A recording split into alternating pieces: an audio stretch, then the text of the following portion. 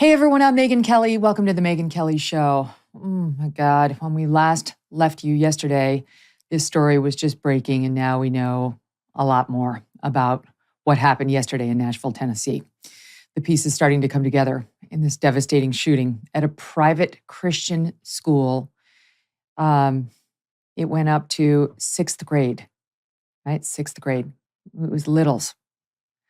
The three children who were shot were all 9 years old. I'm sorry. It's like I have a 9-year-old. Can I just tell you before I get started on the intro that Canadian Debbie wrote that is beautifully done? When I was getting ready for the show today, there's something being done outside of our studio, so I couldn't get ready at my normal desk. So I went into Thatcher's room. He has a nice little desk in his bedroom with a good lamp, and I sat there and I was reading the details on the three children and then three teachers who were killed, a custodian, a teacher, and a principal. And I was looking around his room, trying to hold it together here, and thinking about what's a 9-year-old into. There were two girls and a boy killed. My 9-year-old, the first thing I saw was this like poop emoji squishy on the desk, right?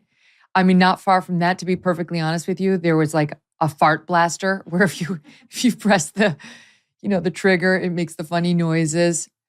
His books, Land of Stories, little medals, from little events he's won that he's proud of. His stuffed animals, that's 9 stuffed animals there. He calls them his defense force on the bottom of his bed. There's a little avocado, there's a stuffed dog, there's a bear, there's a Syracuse University orange, things like that.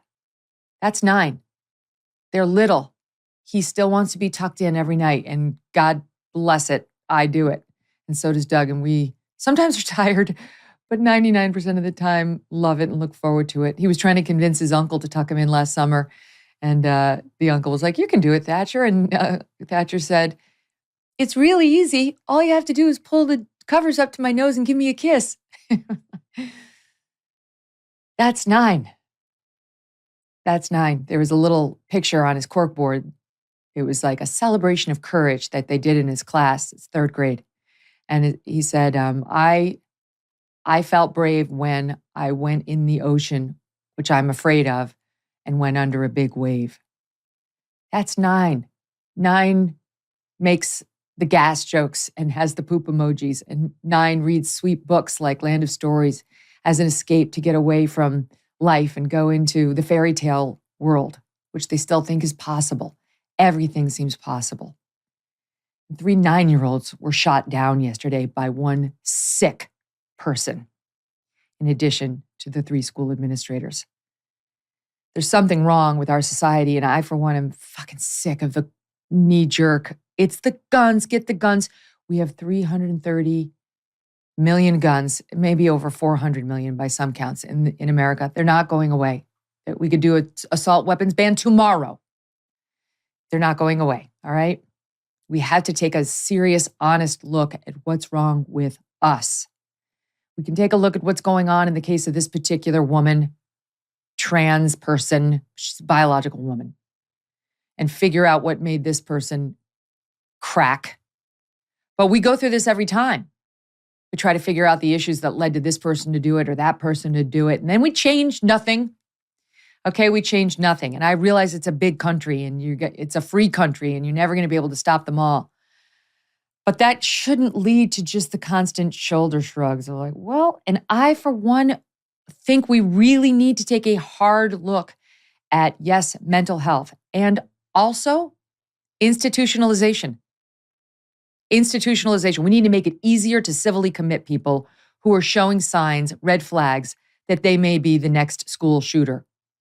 I don't know whether they were present in this case. The police haven't released that. We'll find out more in the days to come. This morning, the police revealed stunning new video evidence of this attack. It's chilling. It's 6+ minutes. I couldn't take my eyes off of it. I've never seen anything like this. They don't normally release this kind of intimate details, these kind of intimate details about an attack, but they did, I'm guessing, in the wake of Uvalde, where we know we were lied to by the cops the cops were cowards in that case. They're trying to show exactly how they handled it and when and how. And so I do appreciate the transparency, but this video is disturbing. You can see some of the victims. Therefore, we will not be showing most of these videos. We have no desire to put that on display out of respect for the families and those who are grieving. And we also, as always, decline to give the shooter any more notoriety than this sick person obviously wanted. Nor are we going to showcase her cowardice, who turned a peaceful school for young children into a war zone. That was her swan song in dealing with her issues. Took the time to write some weird, loving goodbye to a female friend of hers. Wanted to announce that she'd be soon seen on the news. So don't help. The media shouldn't help. She wanted infamy. We declined to give it. Talk about what happened, try to figure this out because we care about our children and our country. About her, I don't give two shits. I'm sorry. I don't care who gets offended. I don't care. I want this person to be rotting in hell right now. I'm trying to find my inner Catholic to say, we forgive, we try to understand. Right now, I'm not going to lie. I'm praying to God she's burning in hell. That's my prayer. Maybe it makes me a bad person. I'll have to see forgiveness this Sunday, as I always do.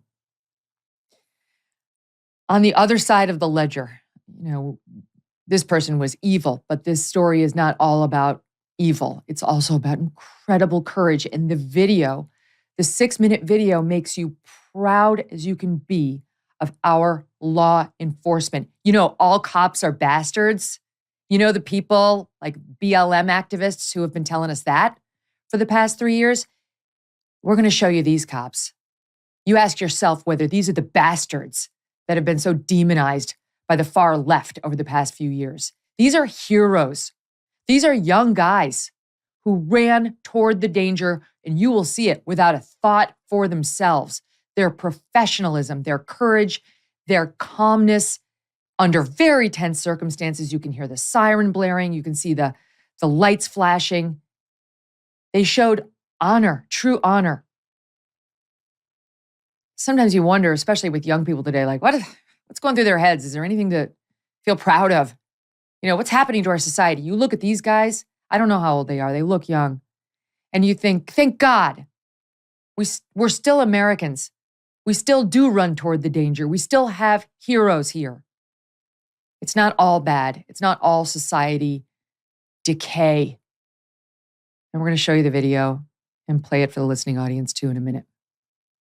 We always ask why, right? In times like these, we always ask why. Why would somebody do this? Why would you target little children?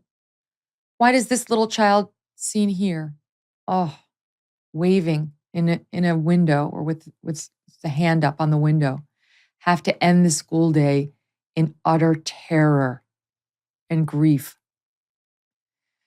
There are no easy answers. There never are in these cases. But at least in this particular case, we have quickly found out some of the details. The shooter was not, as we said when we closed out the show yesterday, based on the police reporting, in her teens. She was 28. She was a biological woman, but had begun identifying as a transgender man, had changed the pronouns, and had started using a male name. We are told by law enforcement the shooter had previously attended this school, again, which was either K through 6 or preschool through 6. The shooter had no previous criminal record, but police say the shooter may have had some resentment for having gone to this school, though I have to say the way the chief phrased it was very sketchy. I'm not sure. There are indications the shooter also considered targeting another school instead of this one, but decided against it because that school had too much security. Note to the schools and the administrators out there, because in the wake of these tragedies, I don't want to say every time, but too often we see copycats. I know I'm worried about it. I'm sure every parent out there is worried about it right now. And If you don't have a lot of security at your school, now's the time to beef up. Right now, beef up. Even if you can't sustain it long term, you have to do it in the wake of something like this because it does give people ideas. It's one of the reasons why we shouldn't put these stories on loop. Yes, they need to be discussed, but they don't need to go on loop. So that other school was rejected because it had too much security. This shooter clearly had a history of mental health issues, as evidenced by the chilling final message I referenced a moment ago that she sent to a longtime friend just minutes before the shooting.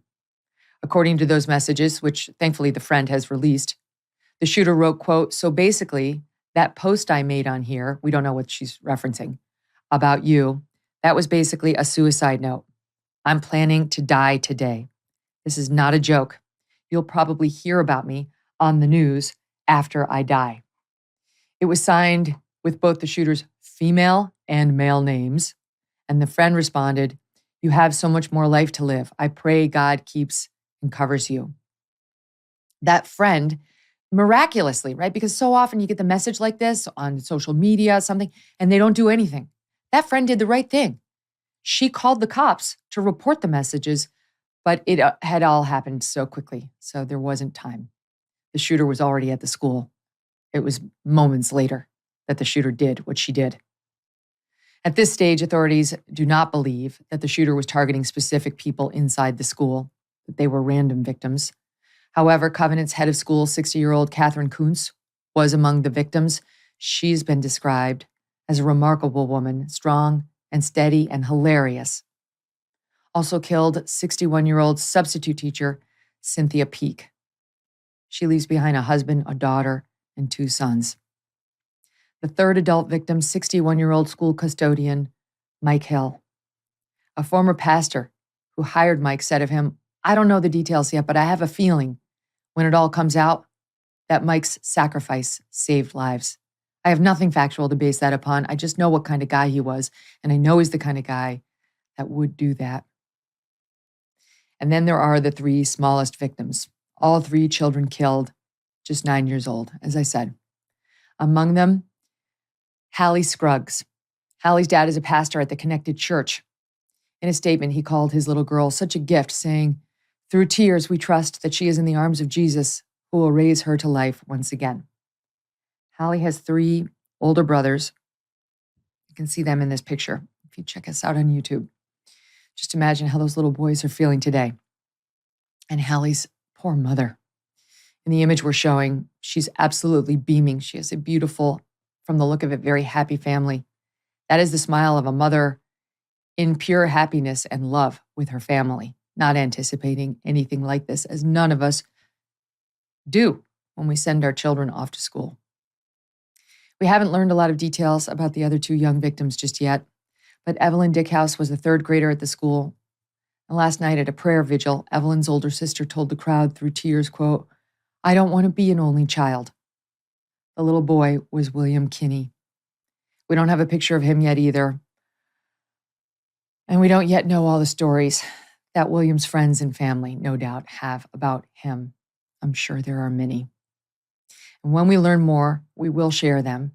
That's how you keep their memories alive, right? Remember the piece we did over the summer on Blake Barklage, my friend's 17-year-old son who died of myocarditis suddenly about a year ago, October of 21.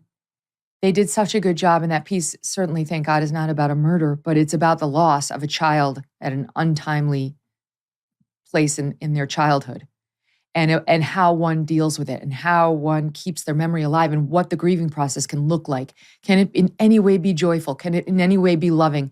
Can it in any way involve people bringing your child's name up to you all the time? It can. It can. And there's a blueprint in that piece, which is on our YouTube page and on our show. We'll get the episode number for you too, for parents and others thinking about grief and how one gets through massive tragedy. I mentioned the Mr. Rogers philosophy. In times like this, look for the helpers. Such good advice. And boy, were there helpers here. There were heroes here. Here are the names of just 2 of them, and there will be more. They weren't the only 2 unseen. Nashville police officer Michael Colazzo and Officer Rex Engelbert. Look at these guys. They can't be out of their 20s, can they? Young 30s at the absolute most. They look like they're mid-20s to me. I don't know how old the pictures are. But these two men are credited with taking down the shooter. Officer Collazo has been on the force for 9 years. Officer Engelbert, just 4. When they and other officers arrived at the scene, the shooter began firing off rounds at police through a second-floor window. The chaos began immediately. The bullets hit patrol cars. Even so, Collazo and Engelbert and their fellow officers ran toward the gunfire, as they are trained and required to do in order to find and take down the threat and save the lives of who knows how many inside that school. The video we are about to show is these officers entering the building and doing exactly that, a warning that it may be disturbing for some, but it shows the absolute heroism in the face of terror. Could you do this? Think of what police do on a day-to-day basis. Could you do this? Could you maintain this kind of professionalism in these circumstances? If you are just listening right now on SiriusXM, you will hear the shouting and the chaos as they move throughout the building, going from the first floor up to the second where the shooter was, and eventually confront the shooter. Watch. Rifle first. Rifle first. Blue, go. Go, go, go, go, go. Go. Move. Move. I'm with you. Go left. Hold on. Hold on. One down. Keep pushing. Go. Right, right, right.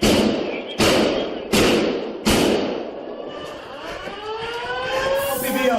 Push it LPBO. Reloading. Stop moving! Stop moving! Watch left, watch left. Suspect down, suspect down. Good God. God bless them. God bless the families of these victims who are going through so much right now. We pray, like the family of little Hallie, that they are with Jesus. This shooting started and ended in less than 15 minutes. The video the police released showed the shooter coming in through a side door and shooting through the glass. It does make you wonder whether your school has bulletproof glass, doesn't it? Do most schools? I don't think most schools do. But we can fortify with officers. We can have armed security guards. Those doors were locked. That's what's disturbing. They were locked, not like Uvalde where they were open. Now this community has to try to figure out a way to begin to heal. Joining me now, Carrie Prejean Bowler and Britt Mayer, founders of The Battle Cry, a platform they created with the goal of protecting children. Going to bed at a decent hour did not always mean I got enough sleep. Often I was too hot, I was too cold, or I just wasn't comfortable. Well, that changed with my Cozy Earth bedding, the softest, most luxurious, and responsibly sourced bedding on the planet. Cozy Earth bedding is naturally temperature regulating, so I sleep great in any weather. And I am not alone. Allison leaves this 5-star review. Love them. Softest, most comfortable sheets I've ever slept on. Cozy Earth bedding is made from 100% premium viscose from bamboo. They're so confident you're going to love their products, they offer a 100-night sleep trial, which means you have basically over 3 months to sleep on these sheets, try them, wash them, all the stuff. And if you're not completely in love, you just send them back for a full refund. Whether it's those luxury sheets or the Cozy Earth loungewear, you know how I feel about the loungewear, the pajamas also love, or their new waffle bath towel collection, you will love shopping at Cozy Earth. And now you can order their bedding in 5 beautiful colors. Save 35% on Cozy Earth by going to CozyEarth.com, enter my promo code Megyn, and save 35%. CozyEarth.com, promo code MEGYN. Ladies, I'm so happy to have you here today. This is just so heartbreaking. 2 moms, 2 women of faith who have devoted your lives to helping protect children in many different ways. It's just so upsetting. And you feel so freaking helpless, don't you? I mean, I know we're not helpless. There's certain things we can do, but there's no guarantees when you send your littles off to school. There's just not. It's just one of the sad realities of living in a free country where mental illness is a factor.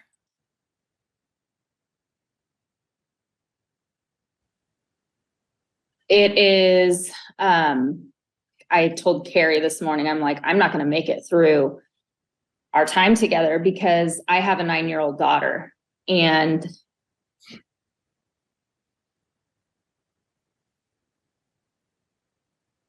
you know, you're talking about like what it looks like a childhood. It's horses. It's fairy tales. It's bike rides. It's that the world is good.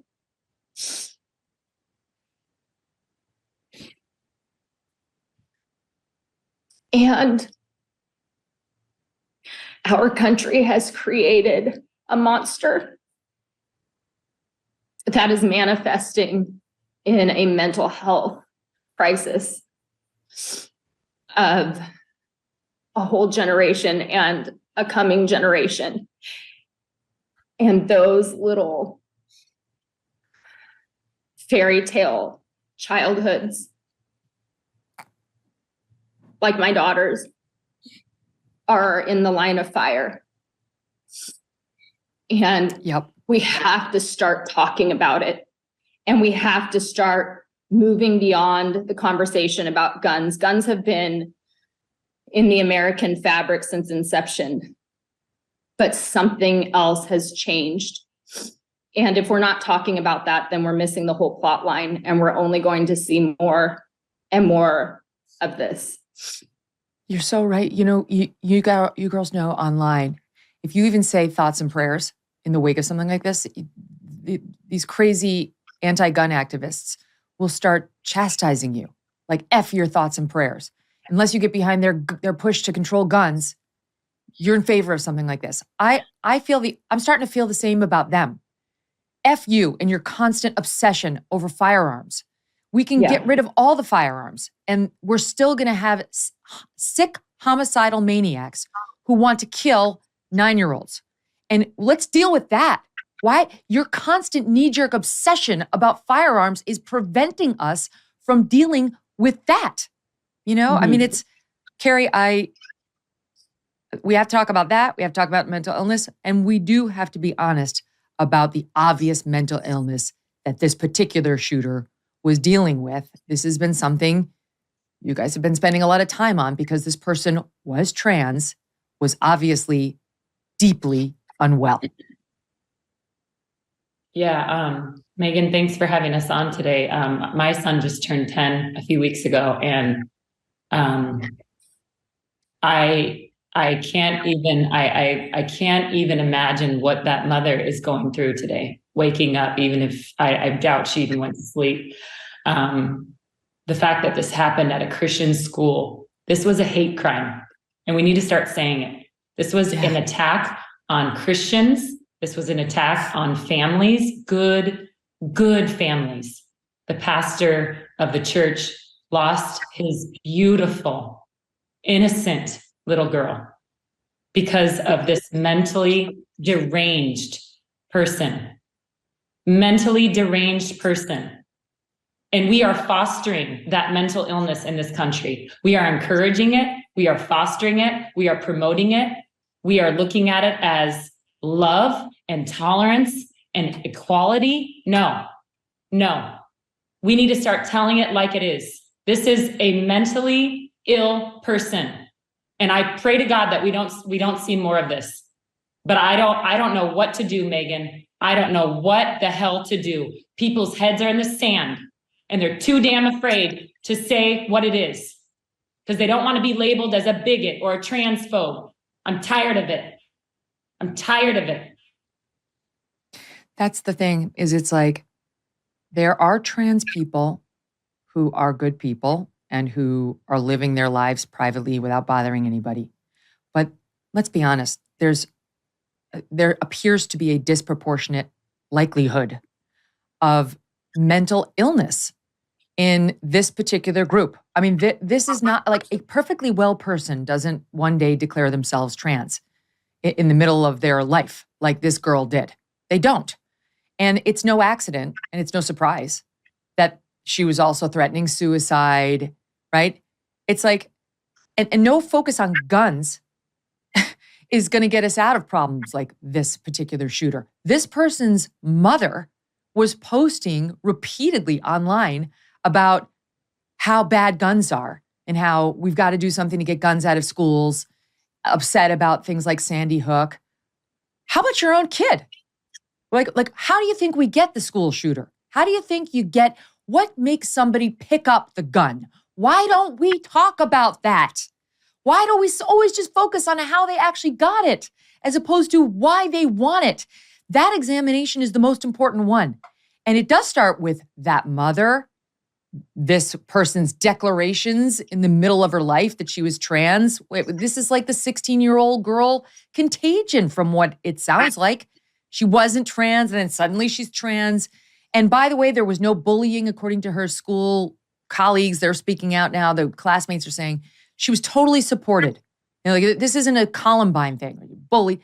Like, this is an unwell person. And instead of getting any care from the sound of it, she was probably celebrated, as we've seen time after time. Like, there's no indication from the mother's media post that the mother did anything other than celebrate the child. And I think the child needed help. The young woman, she's 28 now. Clearly. And I think what you just said is really important is we've created like this ranking system of citizens in America where, we have the protected classes and we have the oppressors and we have the oppressed, and when you gaslight that and you continually harp on it, and it's the pins and the flags and it's in your face 24/7 that there are oppressors and oppressed. What the hell do we think is going to happen?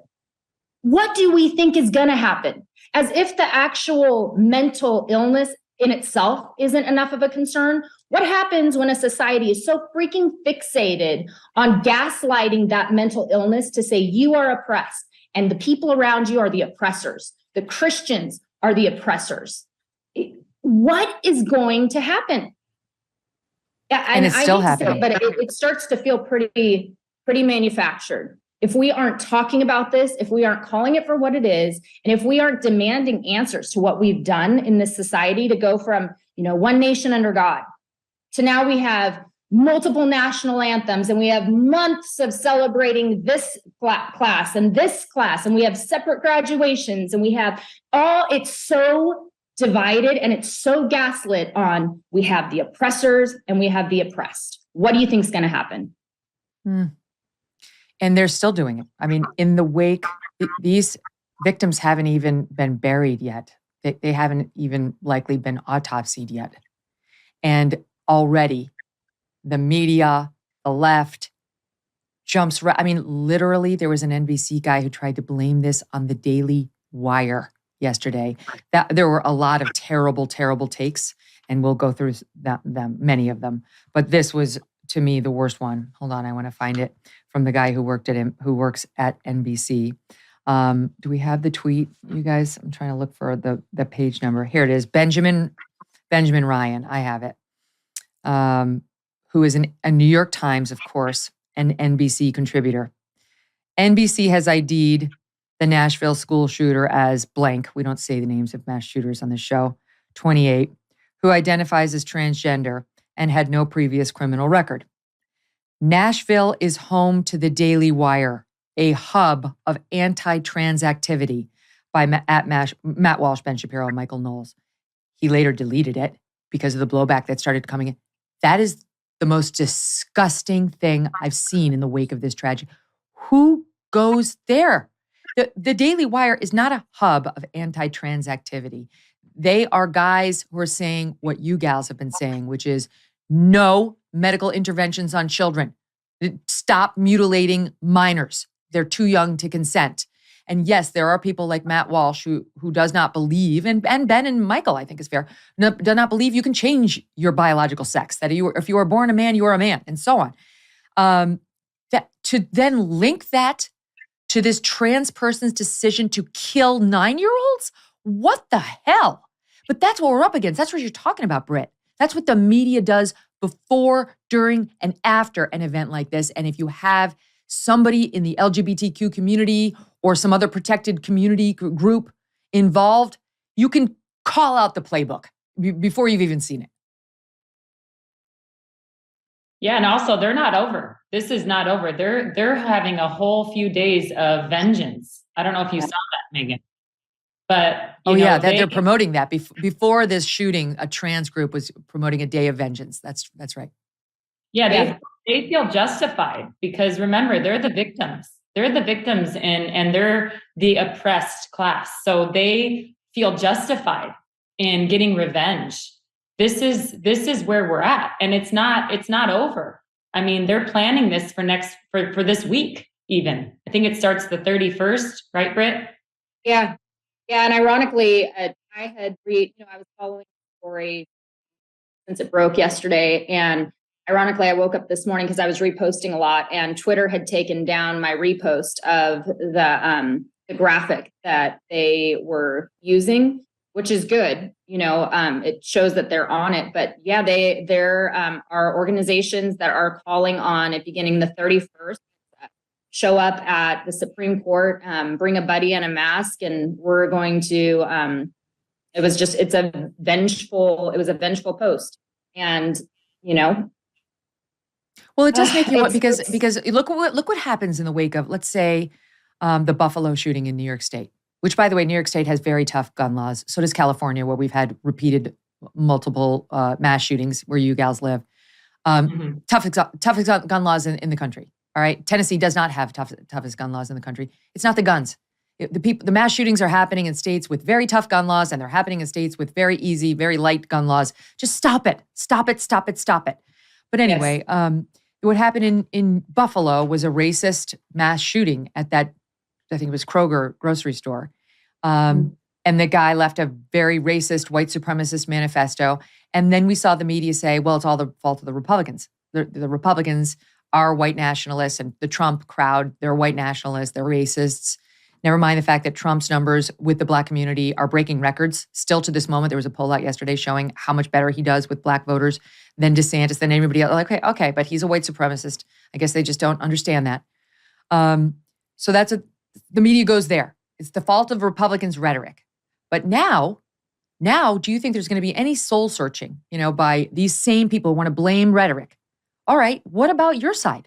What about the let's have vengeance flyer that's been all over Twitter by the trans community? What about the demonization of people like Matt and Ben and Michael Knowles for having a legitimately held position, which everybody in America held up until about 2 minutes ago, right? You can't change gender. You can't change biological sex. They won't do that, right? Instead, they're going to try to twist this to say those guys got this person so angry, or their policies got this person so angry that she justifiably, went down into a dark rabbit hole. That's where this is going to go, right? Yeah, you're exactly right. You're exactly right, Megyn. And one other thing that I want to point out, why are we so afraid as a society to call it like it is? Why are we so afraid to be accused of being a transphobe? I mean, you look at the last shootings. These are all similar people that believe that they're the opposite gender, who are told, yeah, you can just change your gender. You can just become God and change your gender and, have everybody obey and respect your pronouns and go along with this fantasy. I mean, we're seeing the repercussions of this, Megyn. This is what we get when we affirm lies. We're affirming lies of people, and it's ending in death and destruction. Yeah. Well, I don't know about you, but and I know the trans community will cite studies only done on adult trans people, not kids, saying, "Oh, your happiness goes up after you transition." Those have been called into serious question. Those quote unquote studies. Yes, I will say I know, I am used to know very, very well a trans person who transitioned fully, and this person's life was shitty before the transition, and it remained shitty after the transition. In fact, they added a whole bunch of other problems to their life. And I do wonder whether, look, I'm going to be honest, whether there should be almost a red flag when, dealing with these people, because they clearly have mental health issues and they do not get solved despite these fake studies by transitioning. Go ahead, Britt. You are so on the money. It's like, I can't you're over the target. Thank you, Megyn. And, We've been diving into the history of where did this ideology come from, because it's important. Like, we need to know where did it come from. And so we've been doing master's level research project on all of this and the big players and what was going on in history in regards to this gender identity religion that has taken over America. And in going back, it's really fascinating because you just touched on it, is you were talking about, the before the transition, the after the transition. Did you know that the very first sex change clinic in America, it was Johns Hopkins University, and Dr. Money was behind it because he was the creator of the term gender identity and gender role, and the belief that gender and sex are two separate things. He founded this first sex clinic at Johns Hopkins U. And when a new head came into that clinic, he said, we need to do some long-term data on these patients who have transitioned. And so they followed, I believe, 50 of these patients. And the conclusions were that there was absolutely no marker, no indication of an improved mental wellness on these patients. And this is early America. We're talking like 60s. So that first sex clinic shuttered.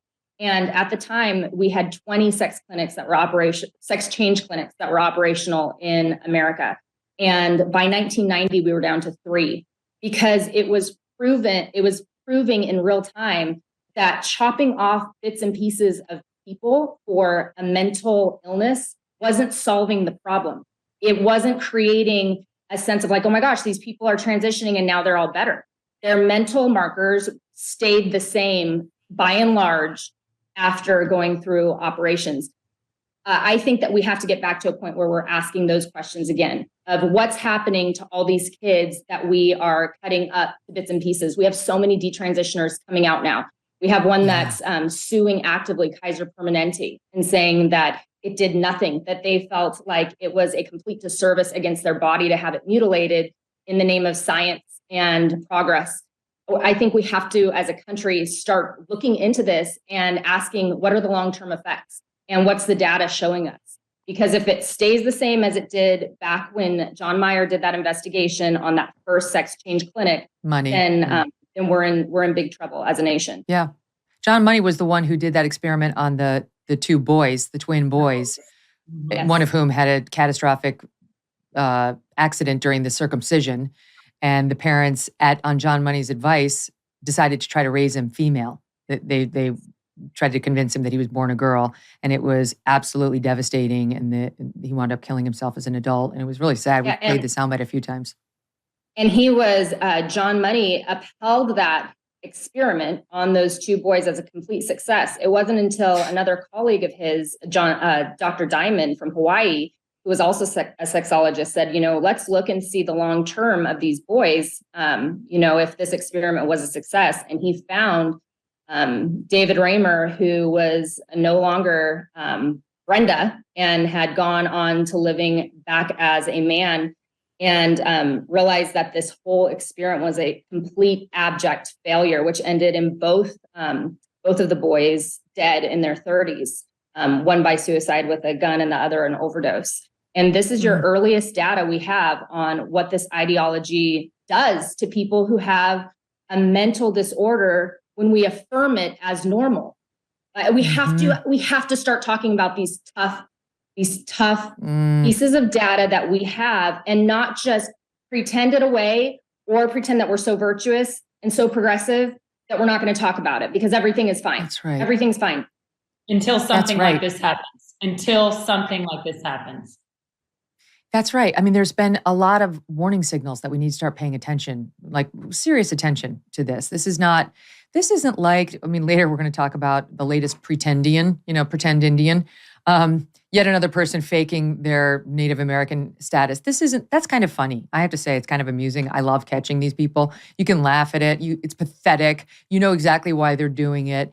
I'm not going to look at that person and say she's got mental health problems. I understand why she did it. It's pathetic. It's fraud. It's not ethical. But this group of people is in a different group. There's no question. There's no question that there are mental health issues, period. And therefore, we have to just take a minute to pause and figure out what they are and how severe they are. And that leads me to news that is just breaking now about this particular shooter and what else may have been plaguing her. Forgive me, I'm going to do a quick break because we're like 8 minutes past where I was supposed to do it anyway. So we'll squeeze in a break. I'll come back with that. Want to tell you the Blake Barklage episode that I mentioned was episode 393. His family's still doing well. They are among the most beautiful people I've ever had the privilege to know. And if you want to spend 20 minutes getting to know them, please go back and check it. More with Carrie and Britt right after this quick break. Look, you did the tough thing for your staff during COVID. You paid your people and you pulled your business through the pandemic. And now doing the tough thing could qualify you for up to $26,000 per employee at covidtaxrelief.org. Government funds are available to reward companies with 2 or more employees who stayed open during COVID. This is not a loan, and you don't have to pay it back. The program's complicated, but no one knows more about it than the CPAs and tax experts at covidtaxrelief.org. You pay nothing up front. They do all the work and then share a percentage of the cash they get you. Businesses of all types, including nonprofits and churches, can qualify, including those who took PPP loans, even if you had increases in sales. You did the tough thing for your employees during COVID. Let covidtaxrelief.org help you get up to $26,000 per employee. Visit covidtaxrelief.org. That's covidtaxrelief.org, covidtaxrelief.org. The Daily Beast is now reporting, citing a source close to the shooter's family, that the shooter was autistic, but high functioning. Can I tell you, this has happened over and over. Moms have spoken out about this. There was a piece I remember not long ago, but Canadian mom, Canada's all about affirming, same as America now, who said, I had no trouble finding a gender affirming clinic when my child said they thought that they were cross or transgender. What I did have trouble finding was somebody who could get to the correct diagnosis that my child was actually just autistic. This was just an autistic child.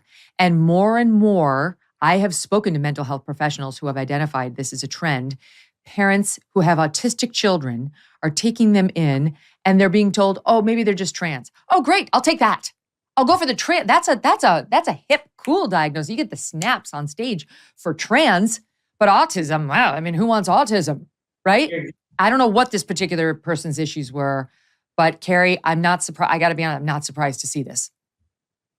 You're exactly right. I think parents are so desperate for answers, and they're seeing now, Megyn. I mean, what are they seeing? Not only will their kid become an instant millionaire and get, Dylan Mulvaney endorsements and millions of dollars and be hailed up this narcissistic hero in a way, they're being fed these lies. And so these parents are now buying into the lies and just saying, you know what, anything at this point. So yeah, let's have them be trans.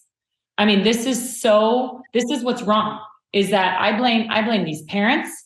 I blame culture. I blame academia. I blame policies. I blame lawmakers. This is what we're seeing in American culture right now. This is what we need to be talking about every single day. Mm-hmm. This is domestic terrorism at the hands of mentally ill people. And we're not. And the medical community that facilitates them, that enables them without so much as a real inquiry into what their actual issues are. It could be autism. It could be teenage stress. It could be puberty. It could be so many things other than gender dysphoria. And if you look at the odds historically, we have a lot of years of history to look back on this. It isn't gender dysphoria. That has never been this big a thing. We're making it a thing. And the fact, Britt, that this was a female shooter should be an inflection point. The fact that women do not go in and shoot up schools. That is not a thing in America. Yes, if you look back at the whole history, you'll find, like, on one hand, we don't know what a woman is, though, Megyn. Remember, we don't know what a woman is. Right. So, but the fact that this actually is a biological woman who committed this should be an inflection point for us to say, what was communicated to her? What happened in her life that made her such an extreme outlier? And to ignore the trans thing, and perhaps, now we find out she may have had another serious issue. I don't know where she was on the autism spectrum. That does not make people turn violent at all. But we have seen a spate of trans violence. Why wouldn't we ask? I refuse to stay silent on these questions just because somebody is going to get offended. And I know you feel the same, Britt. We're so past the point of someone's going to get offended. Like, we're at the point now where you have 9-year-olds being gunned down. Like, we are past the point of being offended. You want to put a label on me? Put a label on me. I don't care anymore. Yep. I don't care. I don't care. I pulled up while you were talking about that, Megyn, that the largest study to date back in 2020, there was a sampling population. And I remember when this came out, it was about 515,000 people was the data set. And they found that these researchers were looking into those who were, quote unquote, I'm using their term, cisgender male, cisgender female, and gender diverse. And in this data set, they found that in all of the populations that they looked at, the autism diagnosis is most common among gender diverse individuals than among their cisgender peers. And it's a whopping, like, you look at the bar graph and it's just off the charts for the quote unquote gender diverse community versus the cis communities that are represented as a male and female. So you have now reports coming out that this individual who, like you said, we're not going to even validate her name, that this individual, it's now saying, we have reports coming out that she was autistic, and that then she started using pronouns, which somehow magically now infer a gender on you. And then that person, if she was in therapy, was most likely given testosterone. What does that do? It aggravates the whole problem. But if you're autistic and that's not what's being focused on, and it's let's load you up with testosterone. And then as a female, let's give you social media that's going to tell you that you aren't enough, that you are oppressed, that you don't fit in. So you're going to seek out communities that affirm your mental illness so that you find a sense of belonging. That is, you're going to find the rage in those communities. You'll find it anywhere you look. But if you're drawn to that, if you're on the testosterone, if you're autistic, if you have a mental problem and they're loading you up with pumping you full of hormones, it's a crisis that is reaching the fever pitch that we have created in America ever since Dr. John Money in America said, your gender and your sex are two separate things. Let's experiment with that and see how it turns out. Oh, think about that. You're raising such a good point, because it's like, it's bad enough when we're pumping children. I don't know when this person started to transition, but it sounds like it might have been teens, because a high school classmate is saying when she declared herself trans, none of us was surprised. So that would, let's say 10 years ago, I don't know. We'll find out more facts. But it's bad enough when we start transitioning children.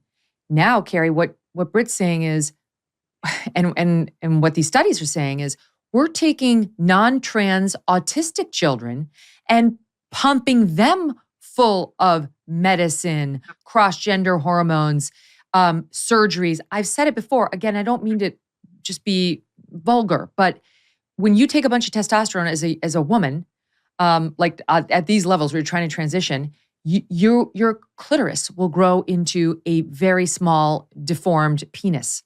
Nothing anybody would ever want to look at. Now, what is that going to do to an autistic child who's not actually gender dysphoric, but actually just has autism issues that millions of kids have dealt with and gone on to live perfectly lovely lives without this sort of weird intervention?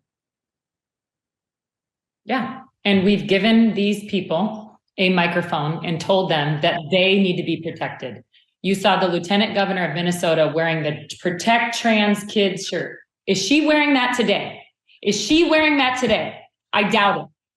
Where is the protection for Christian kids going to school and being gunned down by these mentally ill people whose society is affirming this? It's wrong. And we as a nation have to address this. It's going to continue. You raised a very good point earlier. Curtis Hoke, I think he's with the Daily Caller, tweeted out, if this were an attack on an Islamic school by a MAGA supporter, not a trans person on a Christian school, the left would never let this go. And they wouldn't simply blame guns either, right? I mean, this does have the feel of a hate crime, and we need to know a lot more about this person and the family. Carrie and Britt, stay with us. Quick break, and then back to the ladies. Spring is finally here. The days are getting longer. It's so nice, isn't it? It's so nice to have them get a little longer. The weather's getting a little warmer too. I mean, it is. I hate to even say it out loud, but it is. And we know what this means. It's time to get outside and enjoy your backyard. What better way to do that than with the Michael Phelps Swim Spa by Master Spas? The Michael Phelps Signature Swim Spa is the perfect way to create your perfect backyard this season and for many seasons to come. Designed to be used year-round, you can swim, exercise, and relax in the convenience and privacy of your backyard. It's like having your own private oasis at home. Plus, delivery and installation take less than a day once your space is ready. The water current creates resistance so that you can swim in place. And because it is heated, you can choose your perfect water temperature. Enjoy pure relaxation in the massage therapy seats of the swim spa. Michael Phelps Swim Spas are 100% made in the USA by Master Spas, the world's largest swim spa manufacturer. You are going to love your Michael Phelps Swim Spa by Master Spas. Go to masterspas.com/MK for a special offer right now. You'll save $1,000 on a Michael Phelps Swim Spa or $500 on a Master Spas hot tub. Again, go to masterspas.com/MK. Can I just spend a minute on the President of the United States reaction when this broke?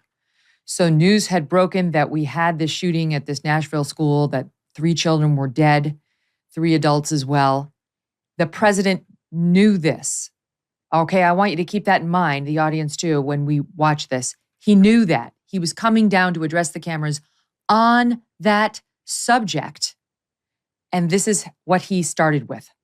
My name is Joe Biden. I'm Dr. Joe Biden's husband.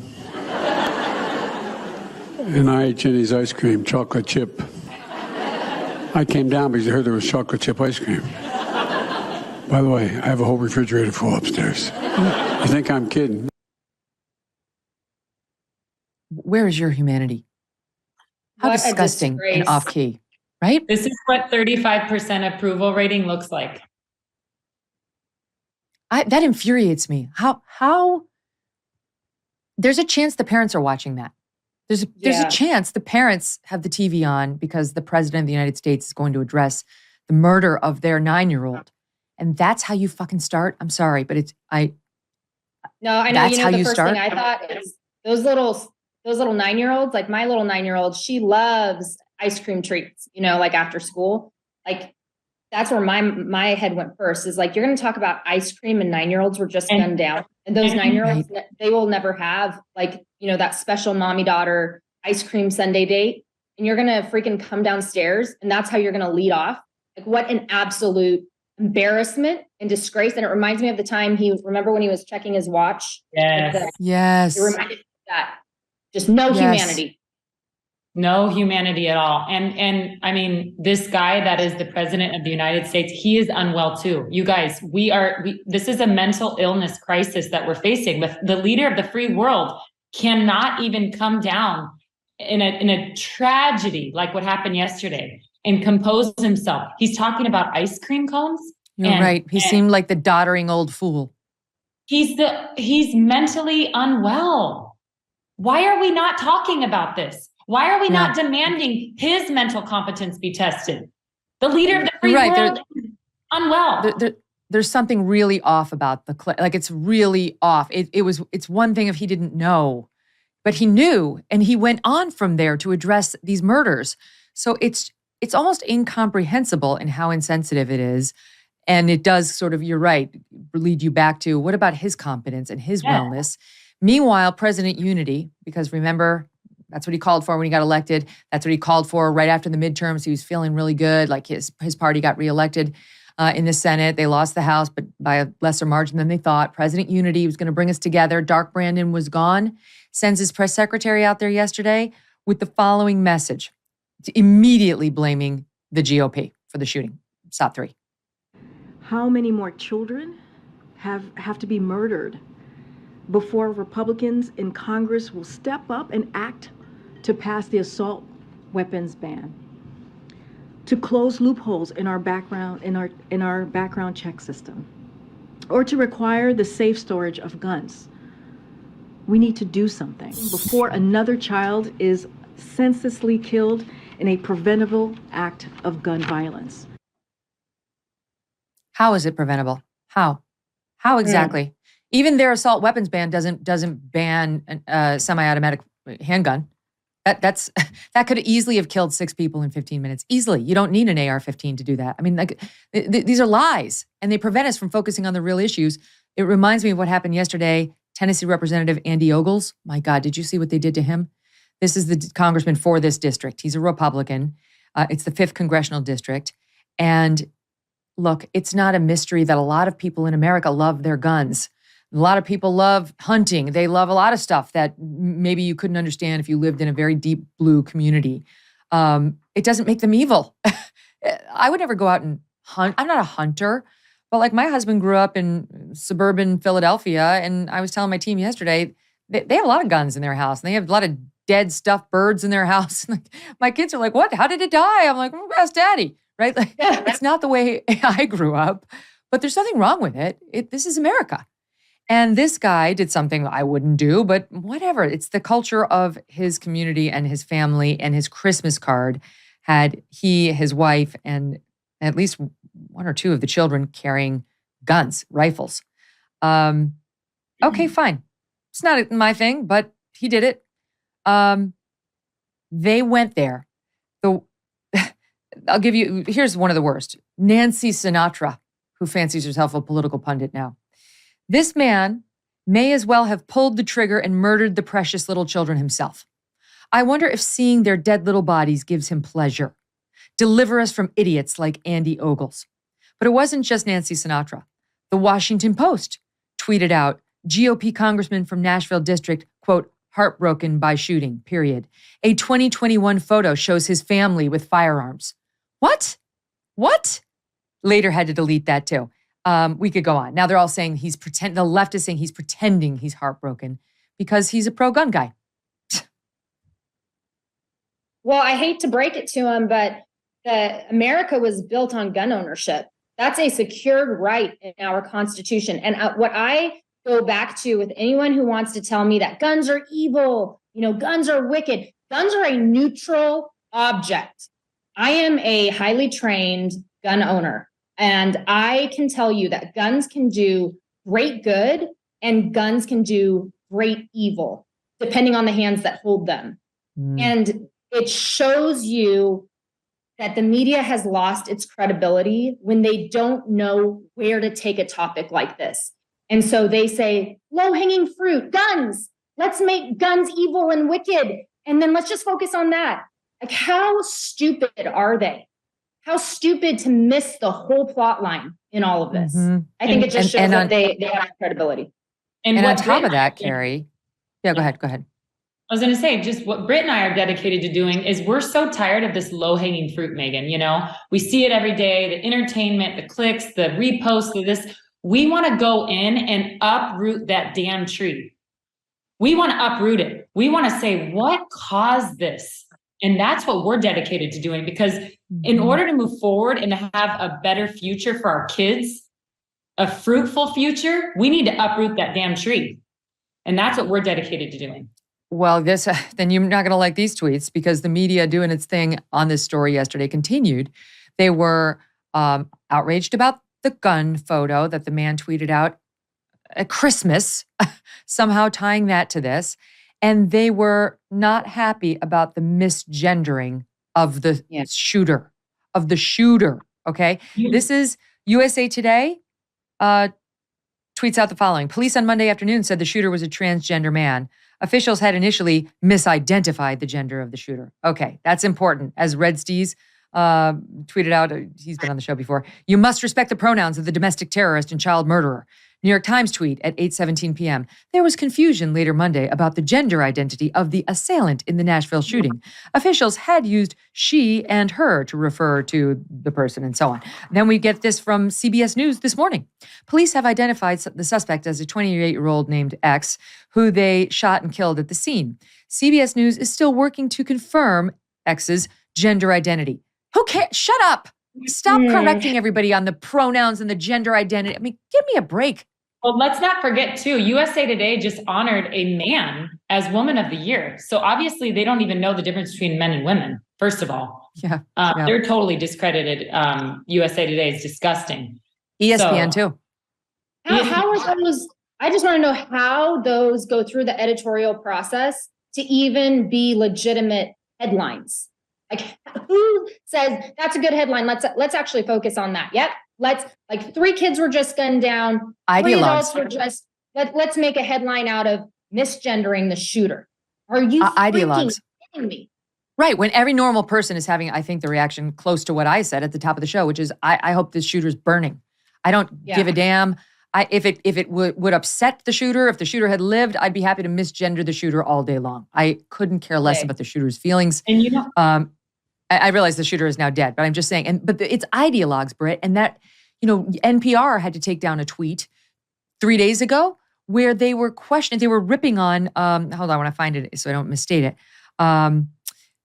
Okay, here's the headline from National Review. NPR issued an official correction following a story published Friday, which argued, quote, there is limited scientific research supporting the idea that males have a physical advantage over females in competitive sports. David Marcus, I love his writings and his tweets. He wrote out, you know what, there might actually be limited scientific research supporting the idea that males have a physical advantage over females in sports because it's as obvious as the nose on your face. Like, why would we need to research that? Anybody with eyes can tell there's an obvious advantage. But by the way, there have been lots of studies showing that testosterone reducers or not, they have an advantage. They were ticked off over at NPR about the fact that one world sports body, the one that oversees track and field, said we're not going to let trans women race against biological women. And they were pissed off and they showed it in their tweet. And ultimately the backlash was so severe based on science, trademark, they had to take it down. What a clown world. I mean, that's all I can say. What a clown freaking world we're living in, Megyn. Mm-hmm. I know. Well, the sports thing, you mentioned USA Today. The sports thing over at ESPN was equally outrageous, where they recognized Leah Thomas as one of their, their top women of the year. I can't remember how they labeled it, in connection with Women's History Month. Women's History Month. So we featured Leah Thomas. Leah Thomas is not a woman. Leah Thomas is a man who was Will Thomas like 2 minutes ago, failing to win any competitive swim races, then crossed over. And now, again, thanks to the Daily Wire reporting, we know that Leah Thomas has been all over the internet liking tweets about something called autogynephilia, where a guy gets off having people see him dressed like a woman. And so Leah Thomas, we don't know, may have been there in the UPenn locker room getting turned on by the fact that Leah Thomas was in a women's swimsuit, crushing the biological women, and having them have to look at Leah in a woman's swimsuit with Leah's penis very well intact. I mean, I'm so glad you brought that up, Megyn, because those are the roots that we need to be digging up from the ground, Yes. Addressing this for what it is. But I think it's hear me okay? Or am I we can hear you. Let's not forget we can hear you. Let's not forget what they did to the girls who complained when Leah Thomas, which let's just call him Will Thomas, but when he was in there with his penis exposed, disrobing, and the girls said that they felt uncomfortable. The girls were told that they needed to go seek help to understand the LGQB, et cetera, community. That's right. It was their, let's see, they honored, ESPN honored Leah. I think it was in their Women's History Month. Okay. Yes, they told them that they had to go get therapy. And now Riley Gaines, who was the person who came in third and tied with Leah Thomas in one of those races in the swimmer competition, Riley just tweeted out, my team will get me the campus. I tweeted it out this morning. Riley's gone to speak at a university to talk about women's rights. And there's a huge protest of Riley Gaines. She, the biological woman who came in third, and they wouldn't give her the trophy. Leah Thomas, what was it, UPenn? Oh, that's where UPitt. Okay, UPitt. So they praise Leah. Leah Thomas gets magazine covers, lengthy features on ABC, ESPN, honored in Women's History Month. Riley Gaines, an actual woman who had the temerity to stand up and say, what you're doing is wrong. Why didn't I get the trophy? We tied, exactly tied, and you gave it to the biological man because you wanted him to have the photo op. She's getting protested. This happens to you too. Right? You've been getting protested for standing up for women. We've gaslit it. Our country has gaslit it to say that Riley Gaines for saying that she is a woman and that is a fact, that she is a woman and he is a male. She's an oppressor because she's using the wrong words.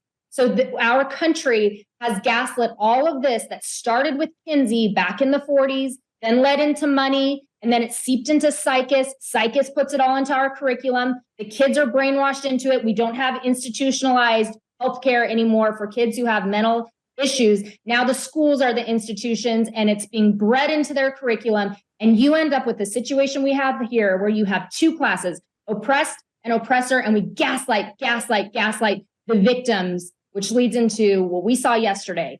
It is all by design, and we have to start talking about that. That is the focus. That is the focus in all of this madness. If we miss that, this keeps going and it's going to get worse because we're doing this to all the generations behind us, and we have to stop it now. We have to readdress where we are as a country and say it's not working. It's broken and we have to fix it. Yeah, we're telling lies, and those lies have consequences, and the failure to push beyond them and figure out what's really going on is detrimental to these people, to us, to 6-year-olds, like all of it. I understand the connection. I have to say this one was particularly galling. You're the perfect people to ask about it. So we've talked about this before. It's not the first time it's happened, but yet another trans woman. I don't mean this to be disrespectful, but I got to say, just a good mnemonic is if you sub in the word fake for trans, it helps you figure out who's what. When you say trans woman, it takes like a minute to stop and say, what does that mean? What is a trans woman? But I mean, just as a mnemonic, sorry, but it does help me. Like if you sub in the word fake, it kind of keeps you track of who's who. Go ahead and at me if you don't like it. So a trans woman has won yet another beauty contest. Now, it's not like we care. This is going to break down America, at its fabric, but it's a piece of the story. And you won't be surprised to hear Miss San Francisco as part of, this is the Miss America pageant. So here's the part that really got my attention. So this biological man takes another woman's spot in the Miss America pageant by winning Miss San Francisco. And the interviewer has the nerve to ask this person about women's rights and how this person's really going to stand up for women and where womanhood goes from here. Would you watch this? We're at this time when women have gained so many privileges, and yet it seems like at the same time a number of privileges are being taken away. What is your hope for the future, and are there any changes you'd like to see? I'd say I would love to see more parity, more gender parity in the workforce, particularly in law. My career ambition is to be a deputy district attorney and hopefully run to be a judge in the same courthouse my dad cleans as a janitor. And as someone who hopes to join the bar and eventually the bench, that is something that I would love to see more of, more women in white-collar professions. I can't. I literally can't. I can't, you guys. This is so insane. Oh, he's so oppressed. His dad was a janitor. Poor little victim. Like, I'm so sick of this. Think Can about you believe all those women. Think about all the those solution, women. Carrie? His solution to the fact that he wants to see more women in law is himself. Like, wait, that's not a woman. Sorry, but that's not the answer to the problem you claim exists. No, it's what we keep saying. All the patriarchy had to do to get women to bow was put on a dress and high heels. Yes. And then the interviewer, did you see the interviewer, Megyn? The interviewer kept going, oh, you're so gorgeous. You're so gorgeous. You're so beautiful. You're just so beautiful. Oh I'm like another Drew Barrymore. Yes, it's another Drew Barrymore, right? It's like, get off your knees. Stop it. Stop it right now. Right? Embarrassing. It's embarrassing. And how embarrassing that it's a woman and an actual woman. That's just I saw that interview last night and Carrie and I were just cringing, just cringing. Didn't you think she was going a different way, Britt? I thought she actually might be asking like a Carrie and Britt type of question. Like, how do you respond to women who say you've taken their spot? Right? Yeah, but it landed in a totally different place. And now they're talking about how to solve actual women's problems. And this person who I think has a penis says, I'm the answer. Oh, it's so embarrassing. It's so embarrassing. I literally wanted to throw my phone across the room and be like, F all of you. I am so pissed right now. I'm sorry if I'm coming across. I'm sorry too. I like that. I'm sure this am. person is a kind person, all right? And I wish this person no ill will. But the reality is that person took the slot of an actual woman to whom that pageant title might have actually meant something, could have meant scholarships potentially and other good things in her life. And when this person becomes a lawyer and eventually practices law and takes the bench, if that's the goal, it will not be in advance of women's rights. No. It could be in advance of a trans person's right, but not of women's. I mean, like, the whole thing is so Patriarchy in a dress. crazy. Patriarchy in a dress. You want to use feminist language, it's patriarchy in a dress. That's how they come back and dominate, and we're applauding it. Yeah, and All I right, think we so- have to stop like using their words. Like transition, a transition isn't even a real thing. You can't transition your gender. You just cannot. can't. And like You we have cannot. to stop lying. That's the problem, is we're affirming these lies. And that's where we want to uproot it and say, stop doing this. Stop. You're kind of doing right. it. Like, we it's- have to stop. If I meet somebody who is trans or whatever, I will be respectful to that person. I will be kind to that person. I will not, whatever. They can dress however they want. But I do not accept that they have transitioned into my gender. Yes. They've not become a Yes. woman. Like, Yes. I don't really feel the need to participate in that fiction to be Yes. respectful of them. Thank Right? you. Like, Megan, this is an Thank you. example I just want to put on the table. Is if suddenly we lived in Truman Show America, where we said that fish are horses, and you better believe it, because some fish, they identify as horses, and all they have to do is we sew on a couple legs and they're a horse. We would be out of our minds to affirm that and say, yeah, let's just be kind and let's say that fish can be horses. It's a no. It's a no. it's a And no. if we're It's a hard no. Hard no. no, but it's the same damn thing. Is men cannot be women. They are biologically different beings, all the way down to their bones. We're different. And whatever you want to cut off, however you want to dress, whatever fake eyelashes you want to put, do it. But I will never affirm that a man is a woman, just like I would never affirm that a fish is a horse. Yep. Yeah. Amen. No, that's a no. So speaking of it's a no, may I please forgive me, but I must show you the latest Dylan Mulvaney video. I don't know if you've seen it. Oh, no. I'm sorry, but we went from acting like Eloise in a little girl's outfit to this is you just watch it. It requires no setup. No. Let dolls be dolls, please. Let dolls be dolls, please. Thank you. Oh my God. Oh my. What was he saying? Let dolls be dolls, please. No. Stress.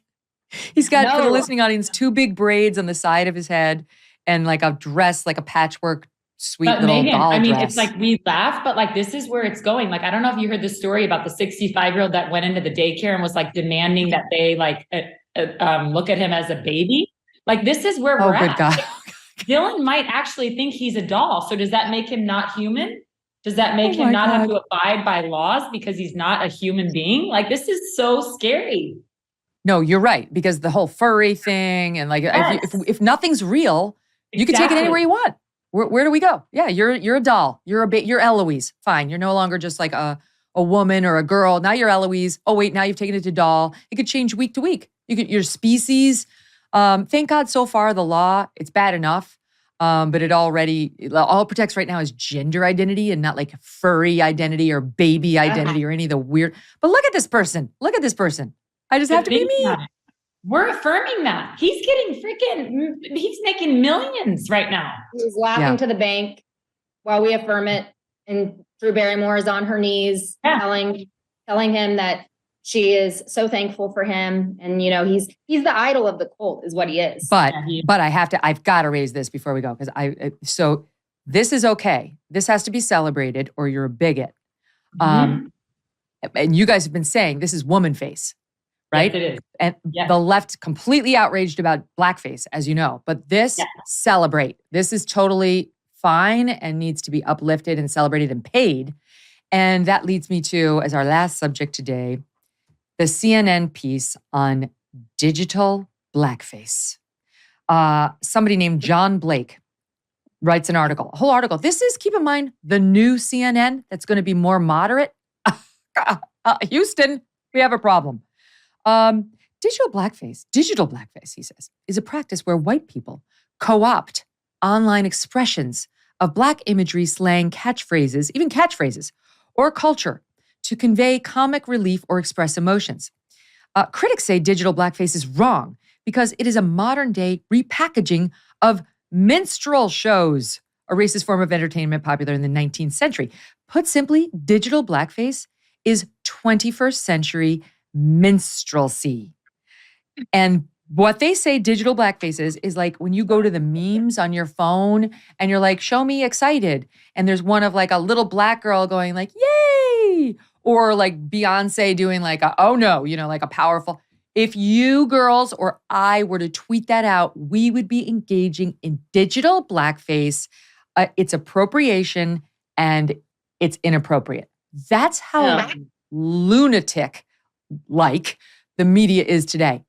Dylan should be celebrated, but a little meme or a catchphrase that's used by the Black community, and you're a bigot. It's so insane. It's so insane. What else can we say? I mean, this is absolutely insane. But I think, the dangerous thing is if they actually normalize that, where it's, now it's normal that if you do, what is it called? Digital blackface, you're a race. Well, how long until that's criminalized, And now it doesn't, ideas never stop. A news anchor just got fired. Did you see this? A news anchor just got fired yesterday for quoting Snoop Dogg. She said something like for shizzle, my drizzle. I don't know what she said. She said something that apparently is a Snoop Dogg quote or thing. And believe me, my team's going to check me. She got fired for this. Yeah, she got fired.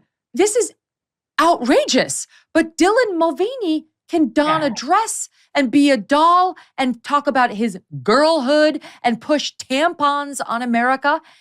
And that's just fine. I mean, as soon as I saw the digital blackface thing, I was like, they're obsessed with blackface, real and digital. But woman face is not a thing. And in fact, you absolutely have to lean into it and embrace it, or you're the bigot.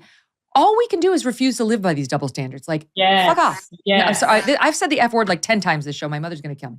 But that's really the only proper response. Yeah. That is it. You hit the nail on the head. Yes. We say refuse to live by lies.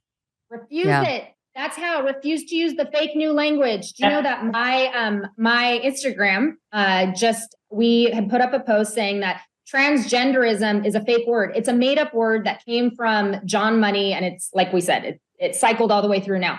But it's a made-up term. It's an invention from the 1950s. We posted that with the history, and it was taken down for hate speech, and we contested it, and it was taken down as hate speech. This was this week. We refuse to live by lies. We are going to keep on demanding that we only use truthful words with truthful meanings, and that we call it like it is, and that is the way home. If we're going to see this country saved, it's because we refuse to live by lies, and we refuse to be afraid of the labels that they're going to slap on us. I'm more concerned about my 9-year-old being able to go to school and to be able to have a healthy childhood than I am about the labels that they're going to put on their mama. I can handle that. What I cannot handle is if I play by their rules, knowing that they're creating a dystopian future for my daughter. The way home is refusing to live by lies and demanding answers that start at the root cause. And then getting loud about it. We have to get loud about it. I shouldn't have to pray over my 2 children that they're going to not have to hide under their desks at school. This morning, I prayed over them, and I prayed for a hedge of protection over their classmates. I shouldn't have to worry if they're going to be gunned down by these mentally ill individuals that culture is promoting this. We have to stop, and we have to start telling it like it is. We're not going to live by lies. We're going to live by truth and truth alone. Capital T, truth. I like that. The way home. The way home. Britt, Carrie, so great to see you both. Thanks for being here. Thank you, Megyn. Megyn, we'll see you again soon. Yeah, I look forward to it. When we come back, an exclusive interview with a college professor who was railroaded right out of his job for 2 simple tweets, but man, he fought back. That story's next.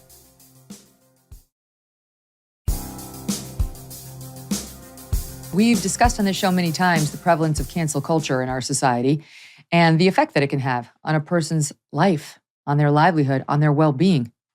Professor Charles Nagy has lived through his cancel culture nightmare and has found a way, even within the university system, to fight back, even though this university gave him all it had in its effort to destroy him. That's my opinion from having read up about the case. Charles, welcome to the show. Thank you. Nice meeting you. Likewise. All right, so just give us a background on you. What have you been teaching, where, and how long? So I've been a professor for 29 years, first at the University of Texas campus, and then for the last 25 years here at the University of Central Florida. I teach psychology. I teach a controversial course called cross-cultural psychology and sexual behavior as well. Okay, so UCF, and that course is where you went wrong. Actually, it wasn't even the course. It was on Twitter, where let's see, it was, forgive me, 2020, June of 2020. So the world was exploding with race essentialism in the wake of George Floyd. Everything was going nuts. Everybody was racializing everything. I will never forget. We're going into summer break, and the head of my daughter's school at the time just sent out a message to everybody in the school saying, I'm a racist. I've been a racist for a long time. Our school is racist. I'm like, what'd you do? What'd you do? Nothing. Absolutely nothing. She had no examples. She just wanted to tell us all she was racist because she's white. Okay, bye. So that's the frame that we were in at that time. And in that context, you tweeted out, this is not in the classroom setting, the following. All right, so I will read the tweet so the audience knows how this all began. 1, if African Americans as a group had the same behavioral profile as Asian Americans, on average performing the best academically, having the highest income, committing the lowest crime, etc., would we still be proclaiming systemic racism exists? That's number 1. Number 2, Black privilege is real. Besides affirm, action, special scholarships, and other set-asides, being shielded from legitimate criticism is a privilege. But as a group, they are missing out on much-needed feedback. May I say, bold tweets, pretty much ever, but certainly from a university professor in June of 2020. So did you know that you were going to get blowback from those? Okay, so I mentioned my controversial course, cross-cultural psychology, because I address all these issues in that course. We get into very thorny issues. I'm a very data-driven professor, so everything I say is linked to data for the students. So I'm not averse to going on Twitter and saying things that are in line that I say in my controversial course. But I need to give you a 30-second background because my situation didn't quite begin with the tweets. 1 month before the George Floyd death and my Twitter scandal, the University of Central Florida hired a new president. And on day 1, he declared his primary mission for the university is to make it a national model for diversity, equity, and inclusion. So I sent primary. I'm sorry? The primary mission. Okay. That's right. Not to increase academic standards, not to make sure our students are getting jobs when they graduate, but to make the university the national model for diversity, equity, and inclusion. So I'm a minority. I study minority issues. I wrote him a letter welcoming him to the university, and I let him know that I support minority, and I've been mentoring them for all my adult career. But I'm familiar with diversity, equity, and inclusion. It's a very racist and divisive ideology. And I told him, I hope we can meet sometime to discuss this further. This is 1 month before George Floyd was killed and before my Twitter scandal. So he ignored me, but I was on his radar.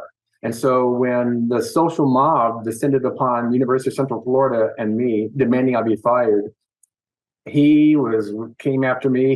He weaponized the Office of Equity to launch a pretextual investigation into my entire 20-plus year career with the university. Wait, and let me pause you there. Let me pause you there because that's like the most outrageous piece of this.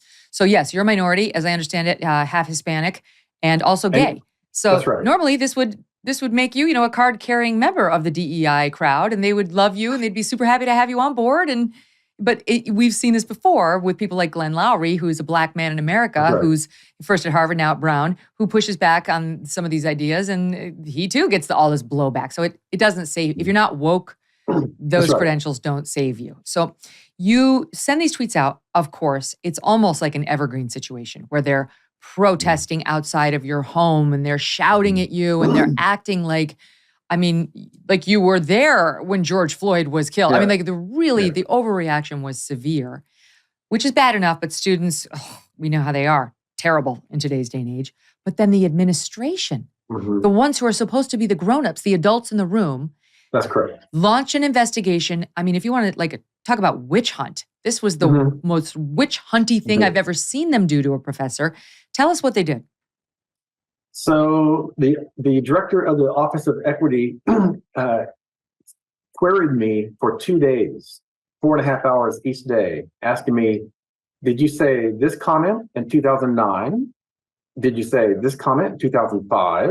And just went on and on and on for 4.5 hours for 2 days.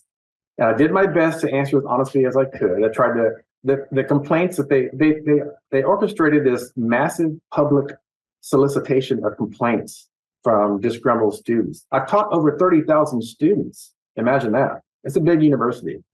So they found a couple of hundred students who came forward with complaints saying I said one thing or another in class that is viewed from the lens of critical race theory, diversity, equity, inclusion, violates that ideology. So in the end, after 7 months, they put together a 243-page investigative report saying, here's all the reasons why they're justified in firing me, a tenured professor. So to my utter surprise, they fired me. And as you may know, but your audience doesn't, I had a union and they assigned me an attorney, and it took 1.5 years for me to have a 4-day hearing, at which point, at the end, the arbitrator ruled that there was no just cause to have fired me and ordered UCF to rehire me with all my back pay and all my benefits. And they refused to pay me for 4 months until they received a notification from my private attorney, Samantha Harris, who's a free speech expert, that we plan to sue them in federal court. And that's when all of a sudden they dropped all my back pay into my bank account. So as of right now, we have filed the lawsuit and the process is in motion. What they tried to embarrass you, and it was absurd. They basically said anybody who has any dirt on Professor Nagy, please complain. I mean, I've seen your letter. It was actually, you can tell me who it was, but it looks like the head of the school and one of the deans were openly saying, we've got to get him. It's going to take a while. They were pretty much on the nose. They're not allowed to fire you for your free speech on Twitter. You're a tenured professor. They can't do it. So they're trying to find ways so they're basically just open calling who can help us get him. It was. And you said, try to embarrass me. They humiliated me. They wanted to crush me, make me homeless, which if I hadn't had some resources and some friendly people in the community, I would have been, because imagine for the first time in almost 30 years being without an income. I had to sell my house below market level and try to find someone to rent some rooms to me and my husband and my disabled brother who I care for. So they wanted to just annihilate me and hold my head up as a trophy for all the social justice warriors, for all the DEI advocates that this is what we did. And they probably wanted to send a message to other professors that if you question this ideology, this is what will happen to you as well. That's it. So I think that's actually a huge piece of this, right? They need to appease the mob being the DEI group within the student body. I'm sure not every student was in on this, but the DEI crowd, they fancy themselves like modern day civil rights activists. Nothing of the kind. So they needed to appease the mob, but they also need to send a message, because you tell me, do you think the administrators who are doing this to you believe in the cause? Are they ideologically aligned with these students on this, or are they just scared weaklings who just needed to do what they needed to do, or else that would be their head in a basket? The president fully drinks Kool-Aid. He's the one wanting to make UCF the national model of DEI. And the director of Office of Equity, she also is fully on board with this ideology. So, and of course, the chief diversity officer as well. The provost, I'm not sure. He wanted to be provost, so he'll probably do anything or say anything just so he could have that position. But no, UCF, who happens to be on Governor DeSantis' radar, they're fully trying to shove this ideology down all of our throats. And they're doing everything they can to circumvent the efforts of Governor DeSantis to put a stop to this ideology. Megyn, because this is a state school. Universities have no business promoting any ideology. Professors have free speech and so do their students, but the university, the administrators who are spokespeople for the state institution, they should not be promoting astrology, Christianity, Islam, or diversity, equity, and inclusion. But they think they can which do is this, a religion and they're too. going to try to do their best to get away with it. So you finally get the back pay after you get the private lawyer, and you've won the arbitration, but they're still not complying if they're not giving you your back pay. They did when they got the notification that they're being sued now in federal court. Yeah, but they drag their feet. Now that's what you've just done is you filed this federal lawsuit. That's so right. why, if they had paid you the back pay, would you have filed the federal lawsuit? Oh, absolutely. Oh, absolutely. They've turned my life and my career upside down. I'm not going to let them destroy me. I'm lucky to have a job at UCF, but I cannot get a job anywhere else. And there are students who support me privately, but many students try to avoid me, so it's hard to do my research, etc. So they've done damage beyond just my back pay, just losing my back pay. I mean, a guy like you, 29 years in the university system. Also, we mentioned you check a couple of diversity boxes, which certainly are valuable in the college setting.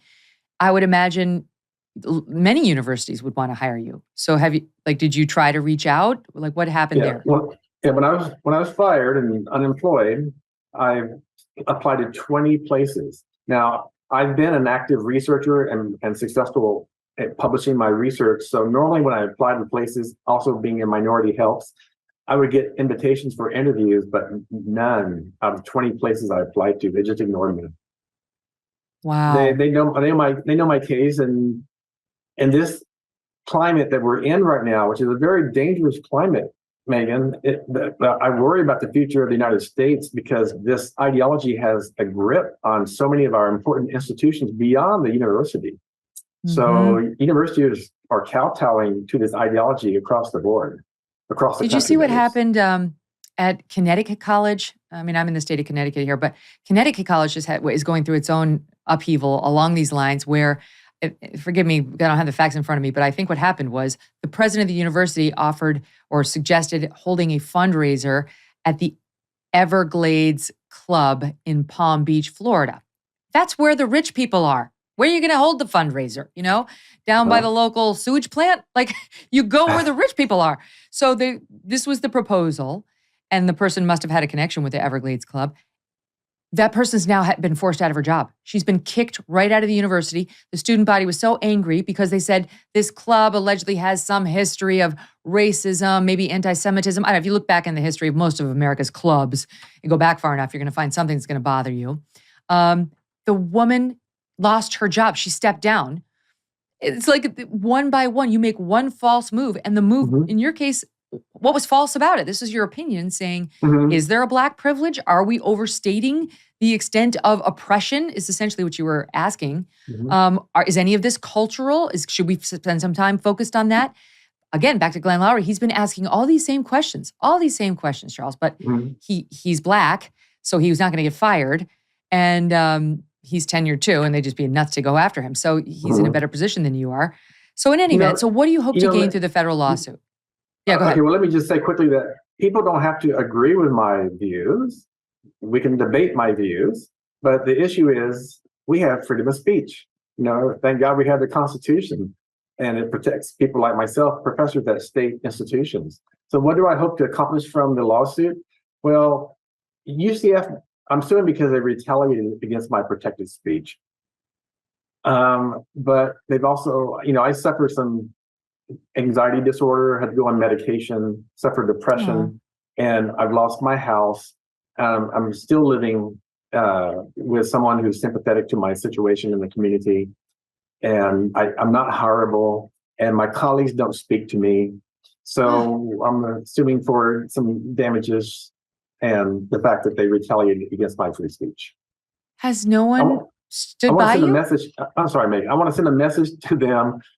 Don't ever mess with professors' free speech, and you cannot treat professors this way just because they don't bow down to your cherished ideology. That's my bigger goals. Has no one there stood by you? None of your friends before this happened? So there's 40 plus full-time professors in the Department of Psychology. It's the largest major on campus.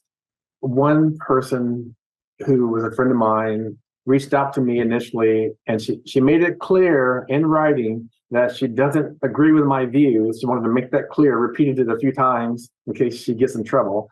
But she wanted to continue the friendship. But everyone else stopped speaking to me. So I have to go to department meetings now, and I just sit there and people ignore me. And that's fine, because I must be honest, I've lost respect for almost all of my colleagues. They stood by and let this happen to a fellow tenured professor, and they knew what was going on. Half of them drink the Kool-Aid of DEI, and they're probably happy that it happened. The other half are terrified that this could happen to them as well. So they want to distance themselves from me. I understand that, but it's unacceptable. We all have to, like your previous guest on your previous segment, we all have to stand up for what we think is correct and true. And in this case, free speech is what's correct, regardless whether you agree with a person or not. What I don't want to get into the long list that they threw at you as the alleged reasons for termination, since you won the arbitration and this was thrown out as not valid. But I will say, I feel like you were further defamed in the whole process, because they really tried to make a villain out of you. Like, I mean, there's a couple of whatever, there's some very stupid things, but the way they listed is he denied. One of the reasons why you're being terminated is you denied ever using the term, the F term for gays in class. You denied having done this. You denied having done that. They basically got a bunch of charges from their reach out to the entire student and faculty body, and then listed them. And then if you denied them, it was a basis for your termination. It's absurd regarding the F word for gay people, which I never use, and even in my personal And you are a gay life, person.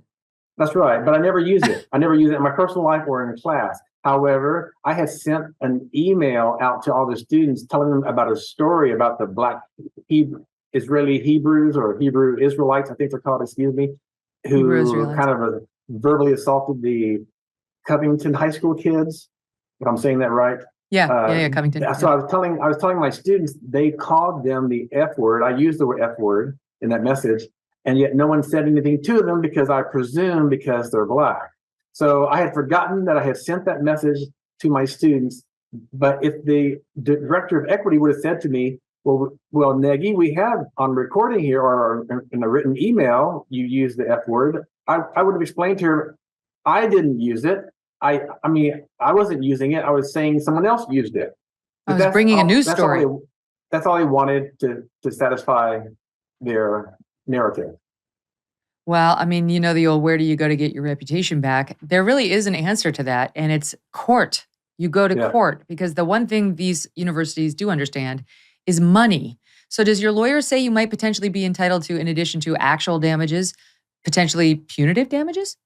Yes, we will be pursuing punitive damages. Well, that's good. I will say that Florida has severe caps on how much one can get for both damages against the state and punitive damages. But I'm not in it for the money. I want to send a message to my university and maybe other universities across the country that we exist to pursue knowledge. You also have the advantage of a governor who's on your side. I mean, Governor DeSantis isn't allowing a lot of this at any school funded by Floridians. And so now you have a newfound ally there. Hopefully, fingers crossed. Yeah. Well, listen, Charles, thank you for fighting, because I realize it's not just on your own behalf. It's on behalf of, and not just the other professors, but all of us out there facing cancel culture. You need warriors like you. And we appreciate you coming on and telling your story. Good luck. Keep us posted. Thank you. Thank you very much. Bye-bye. All right. All the best. And thank you to the audience for being with us today. It was an emotional show, right? Felt some anger, felt some sadness, felt some fire, feel some hope listening to Charles and his legal fight and the fact that he won that arbitration. I bet he's going to win this federal case too. Thanks for spending the time with us. We will see you again tomorrow. Now, J-Lo, when she and A-Rod broke up, he was cheating on her. All the tabloids had the fact that he was dating some reality, secretly, star while he was supposed to be living with J-Lo. And like that, she was suddenly all over the magazines. She suddenly had the tabloid photographers catching her everywhere. And within about 2 minutes, she was back with Ben Affleck and completely changed the news narrative to, Bennifer, they're back. They're amazing. Not J-Lo is kind of past her prime and got cheated on, right? She didn't want that headline. And I understand why, but I'm convinced she got back together with Ben Affleck to get rid of those headlines. Then she went so far as to marry the guy. And shock of all shocks, it's not working out. So now the PR campaign is back into gear, Maureen. And you see her, I mean, I'm sure you saw the shots of her in Italy on a boat, like by herself, taking pictures of her own ass. I saw those pictures, Megyn, and I was like, this woman is maybe 13 years old emotionally. Like, your marriage is in tatters. Every project you've put out this year has failed. You had to cancel your tour because when you reduced your tickets to $9, Americans still don't want any part of you. You vamoose to Italy to lick your wounds. You're in one of the most beautiful places on earth. And what do? You take out your cell phone to shoot pictures of your own ass. Are you kidding me? Oh my Lord. I think we've talked about this before, but for anyone who hasn't seen her documentary called The Greatest Love Story Never Told about her and Ben Affleck, I mean, never told. Immediately. It is beyond incredible. And like the way that Ben talks about her on camera, he talks about her, Megyn. He literally says, like, she's a bottomless pit of need. Right. This is her husband. Oh my Lord. And then the shot of her in Coach, that was like chef's kiss. Okay, so tell them what you're talking about. So she's on almost like a puddle jumper in Europe. It's like an hour-long flight between countries. And somebody gets a picture of J-Lo looking downward, seated in Coach. Jenny from the block. She's just Jenny from the block. She's not trying just like us. Like us, not trying to unload a $60 million mansion, and navigate a divorce while we all know she's like frantically trying to line up her next victim because she cannot be single for a single second. We have to all participate in this delusion that Jenny's just a dewy little starlet, not like a thrice divorced mother of two. Yeah. And oh my God. Yeah. I mean, like fresh off the heels of trying to sell this relationship as the greatest love story. Never mind the never told. It's been told incessantly. We're just not that interested. We pulled, knowing that you were coming on, a clip from said quote documentary. Here's a bit of it. SOT 24. On that first day, I showed everybody this book. This book is a book that Ben gave me on our first Christmas back together. It is every letter and every email that we wrote to each other from 20 years ago and today. It became like our Bible, and we just left it there in the studio. And people would thumb through it. They're like, can we look at it? It's like, you've been showing all the musicians all those letters that, and they were like, yeah, we call you Penn Affleck. And I was like, oh my God. What's a love letter from your husband if you don't share it with the world? Right. I mean, Jenny from the block is such a strong, proud Latina, a real woman who gets shit done, but it doesn't mean anything if the world, and by the way, the like 35 songwriters she had to hire to articulate this great personal love story, do not have access to the J-Lo and Ben Affleck quote unquote Bible. And, watching that documentary, which I did with my jaw on the floor the entire time, what really struck me was there's a real strain of cruelty in there because that Bible, which she so proudly holds up to the camera, is dated like 2001 to 2024 and counting. And what that says is he was writing to her the entire time he was married to Jennifer Garner, the mother of his 3 children. On what planet does this woman feel the need to try to humiliate a woman that in her mind, she's like vanquished, as the one who landed the amazing Ben Affleck, the alcoholic, degenerate gambler who, despite his protestations, we all kind of believe screwed the nanny in the house. Yeah. Yeah. Who finds Republicans so disgusting, he won't even act in a movie across from one. That's from his own lips. So she was just fine with him, marrying him. And now that it's going south, he must be destroyed. We're seeing all the articles leaked about how he's mean, he's sourpussed. She's done all she can, Maureen, but he's just too unhappy and unlikable to save. She's really got to move on now. It's like, this is yet another failed marriage for her. She's trying to dump it all on the guy, right? She's taking no responsibility. I tried. I did my best. I lied to everybody about the greatest relationship. What more can a girl do? I guess it's back to my ass. I'm sorry. I have zero respect for this person, and I see what she's doing with the tabloid press. And America's too smart to fall for this. She's failing. She's failing in all of her professional lanes. The only way she's not failing is she's got a huge social media following. So she's reinventing herself as a Kardashian. Yeah, she is. But, I think part of the factor here is that the American people, we just don't like her. We don't like her. We know she's a big phony. We know all the stories about her. The one thing you can say about Ben Affleck is reportedly he is a great tipper, and wherever he goes, he will lay down hundreds or thousands. And she snatches those tips back out of the hands of working people. Jenny from the block. Oh, yeah. She takes the tips? Oh, yes. Oh, yeah. Well, how do we know this? Well known in Vegas for doing this. Oh, it's all over the place. You just, Megyn, really, you've got bigger things to worry about. The likes of me, I control corners of the internet for these little breadcrumbs that I just adore, really. But it says everything. This woman who's worth, more than he is. She's worth $450 million. Yeah, so easily. Flying coach, that's bullshit. But pulling tips out of the hands of working people in the hospitality industry, one of the hardest industries to work in, you are lower than low. So we don't like her. Also, another nice little nugget for Jenny's annus horribilis. Sephora is discontinuing her cosmetics line. Great. Great. She will be reduced to a reality show. I think you're right. She's going to go the route of the Kardashians, try to make herself relatable. No one wants to hear it.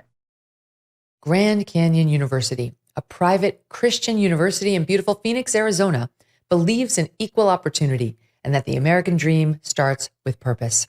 Change the world for good by putting others before yourself. Whether your pursuit involves a bachelor's, master's, or doctoral degree, GCU's online, on-campus, and hybrid learning environments are designed to help you achieve your unique academic, personal, and professional goals. With over 330 academic programs as of September, GCU meets you where you are and provides a path to help you fulfill your dreams. The pursuit to serve others is yours. Let it flourish. Find your purpose at Grand Canyon University. Private, Christian, affordable. Visit gcu.edu. Thanks so much for watching. If you like what you just saw, hit the subscribe button for more clips and full episodes. This is what our children need to be watching and listening to. Guys like you with that same messaging. I'd like to say it's still the military writ large, notwithstanding Millie and some of these other guys and the messaging from them.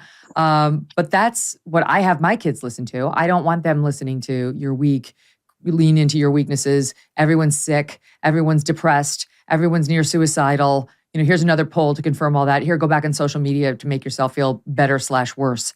They need to be watching your Insta, Jocko's, all these guys who have been through it about just grit and mental toughness, because it is a skill. Like you were saying, it's a skill and you have to practice it. Yeah, absolutely. And that's what a lot of people don't. I love the fact when people read my book and they don't really know my story. What's out there is, hey, this guy got all shot up and he wrote that sign on the door and he's this tough SEAL. What they don't realize is there's a huge part of the story that most people don't know until they read my book. And that's that I failed as a young leader. And I'll be honest, it was that journey building myself back up against really hard odds that really built the overcome mindset and all the leadership things that I talk about today.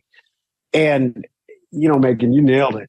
Right now in this country, I joke with people about, we're still in the midst of a pandemic.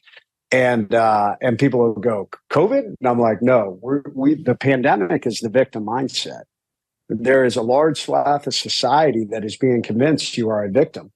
There are, political leaders that want to convince you, regardless of your race, creed, color, demographic, gender persuasion, religious affiliation. I don't care what it is.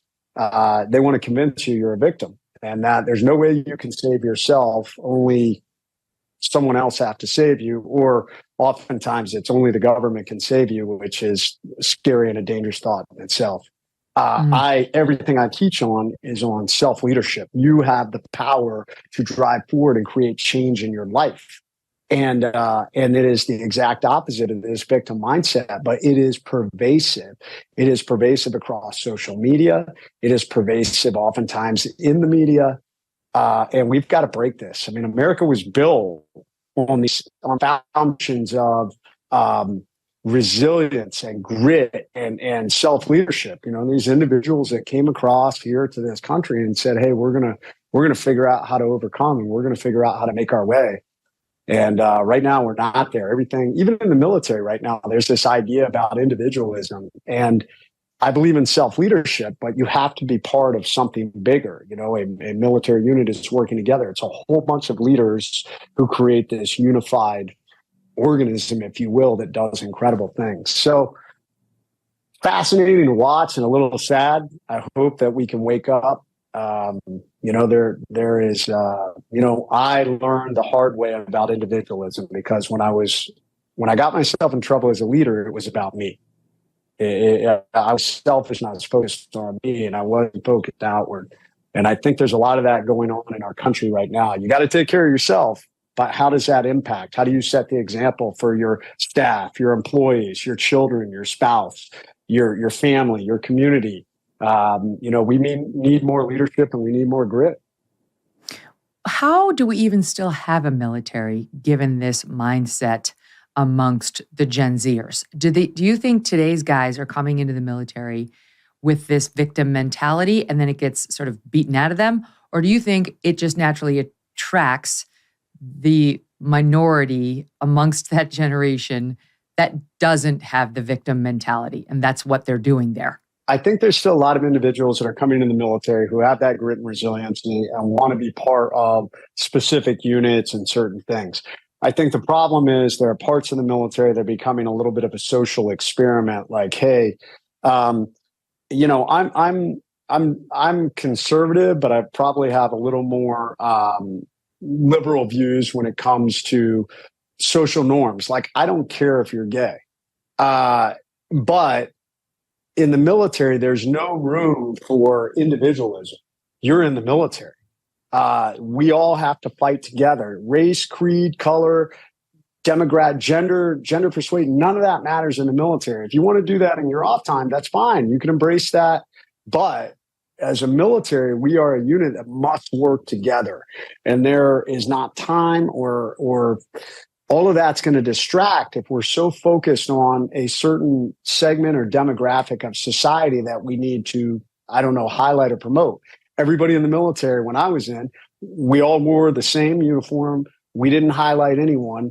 And it was amazing to me. I just, the guys across the different platoons that I worked, they were different race, creeds. Some were religious, some were Christian, some were atheists.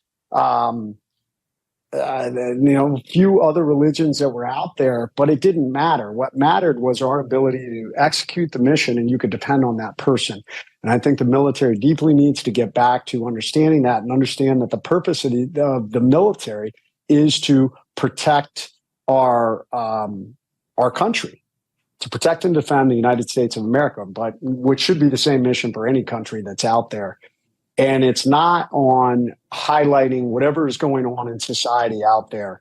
Those are political aims. The military should always be apolitical with a singularity of focus, which is to protect and defend our nation against, all enemies. This is, you correct me if I'm wrong, but this is why the focus by Millie on having you guys learn about white rage, or Austin handing out candy to the troops, is so problematic. It's not just a distraction from what you need to be focusing on, which I believe it is. It's divisive. It's kind of sending exactly the opposite of the message you need to ingrain in order to be an effective soldier, right? Or frogman. All the messaging is forget that stuff. That stuff is not relevant to us here.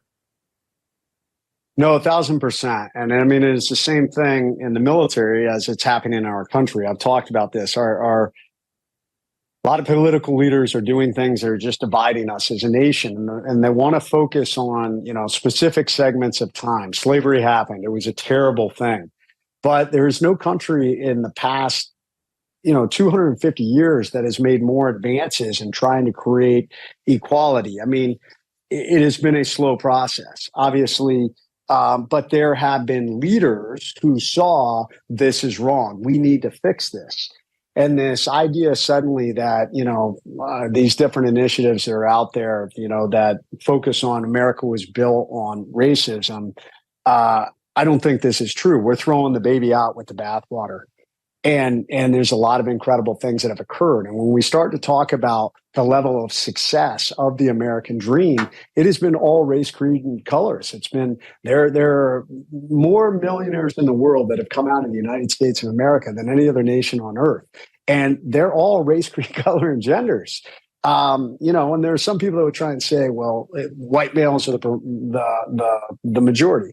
Well, maybe that's true right now, but instead of trying to create division, why are we not looking for ways, two wrongs don't make a right.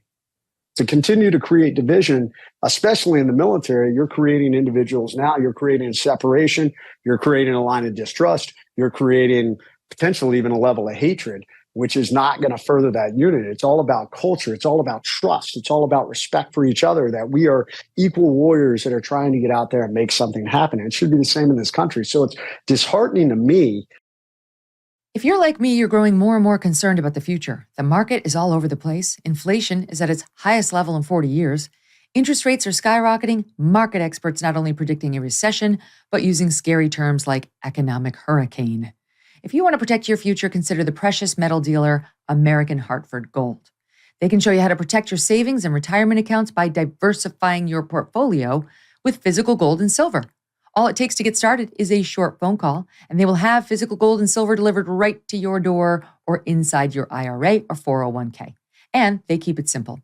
They are the highest rated firm in the country with an A+ rating from the Better Business Bureau and thousands of satisfied clients. And as an exclusive offer for my fans, if you call them right now, they're going to give you up to $1,500 of free silver and a free safe on qualifying orders. So don't wait. Call now. Call 866-518-2955. That's 866-518-2955, or text Megyn, that's Megyn, to 65532. Again, that's 866-518-2955, or text Megyn to 65532. Hey, thanks so much for watching. If you like what you just saw, hit the subscribe button for more clips and full episodes.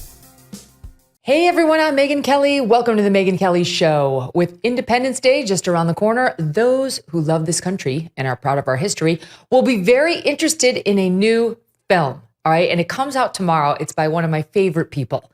I watched it last night and I loved it. I absolutely loved it. The timing could not be better because while you and I want to celebrate our country, more and more people, it seems, want to tear it down. You're seeing it all over the place. You're seeing it mostly from the left, but even some on the right now. And the man behind this movie, reminding us who we are, has a name you probably know very well, Mike Rowe. He's an Emmy Award-winning television host, best known for the hit show Dirty Jobs, and his new film is called Something to Stand For. Here's a bit from the trailer. Watch. My name's Mike Rowe, and this is Something to Stand For. A film that celebrates a few extraordinary Americans who risked everything to build the nation we call home. Americans who gave us something to fight for, something to be grateful for. And today, all these years later, something to stand for.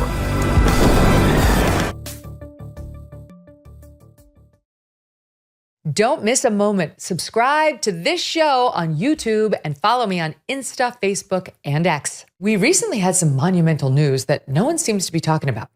For the first time in history, the interest we're paying on the national debt surpassed every individual budget item except Social Security. Yes, the U.S. now spends more on interest than on national defense or Medicare. It's only getting worse as big government continues to spend and spend and spend like a bunch of drunken sailors. That is why savvy investors, central banks, and concerned savers are looking at gold, something not tied to the inflated U.S. dollar. You can too, if with the help of Birch Gold. For over 20 years, Birch Gold Group has helped thousands of Americans protect their savings by converting an IRA or 401k into an IRA in physical gold. To learn more, text MK to 989898 and claim your free, no-obligation info kit on gold. Birch Gold uses an education-first approach, has thousands of happy customers, and countless 5-star reviews. Consider protecting your savings and text MK to 989898 today. Mike Rowe joins me now. Mike, how you doing? I'm great, Megyn. How are you? I can't wait to talk about this film. First I thought, okay, Mike says something he wants to promote. We'll talk about it for a second and then we'll move on. But no, I want to talk all about this movie, which was filmed entirely in Oklahoma with actors from Oklahoma. And it is so fun. I woke up this morning and as you know, Doug also saw it and blurbed it for you. And my brother's in town with his wife and I had so much fun quizzing them, and I did it just the way you did it in the movie on these various stories, because I want the audience to know what Mike does is he tells you a really fascinating story about somebody. The story itself is full of great nuggets, and you're really enjoying it. And only at the end do you get the big reveal. It's just like your podcast in many ways of who is the person you've just become so fascinated in and by. And it's always a big name where you're like, oh my God, I never knew. This is your favorite thing to do and talk about our history. And what's the slogan, Mike? Things you don't know about people you do. Something you didn't know about somebody you do. And look, first of all, thanks for all the kind words. I wish I could take credit for the format. I stole it from the late, great Paul Harvey with the permission from his son, Paul Harvey Jr., who actually wrote most of the rest of the story. That was the title that most people will remember from the 70s and 80s.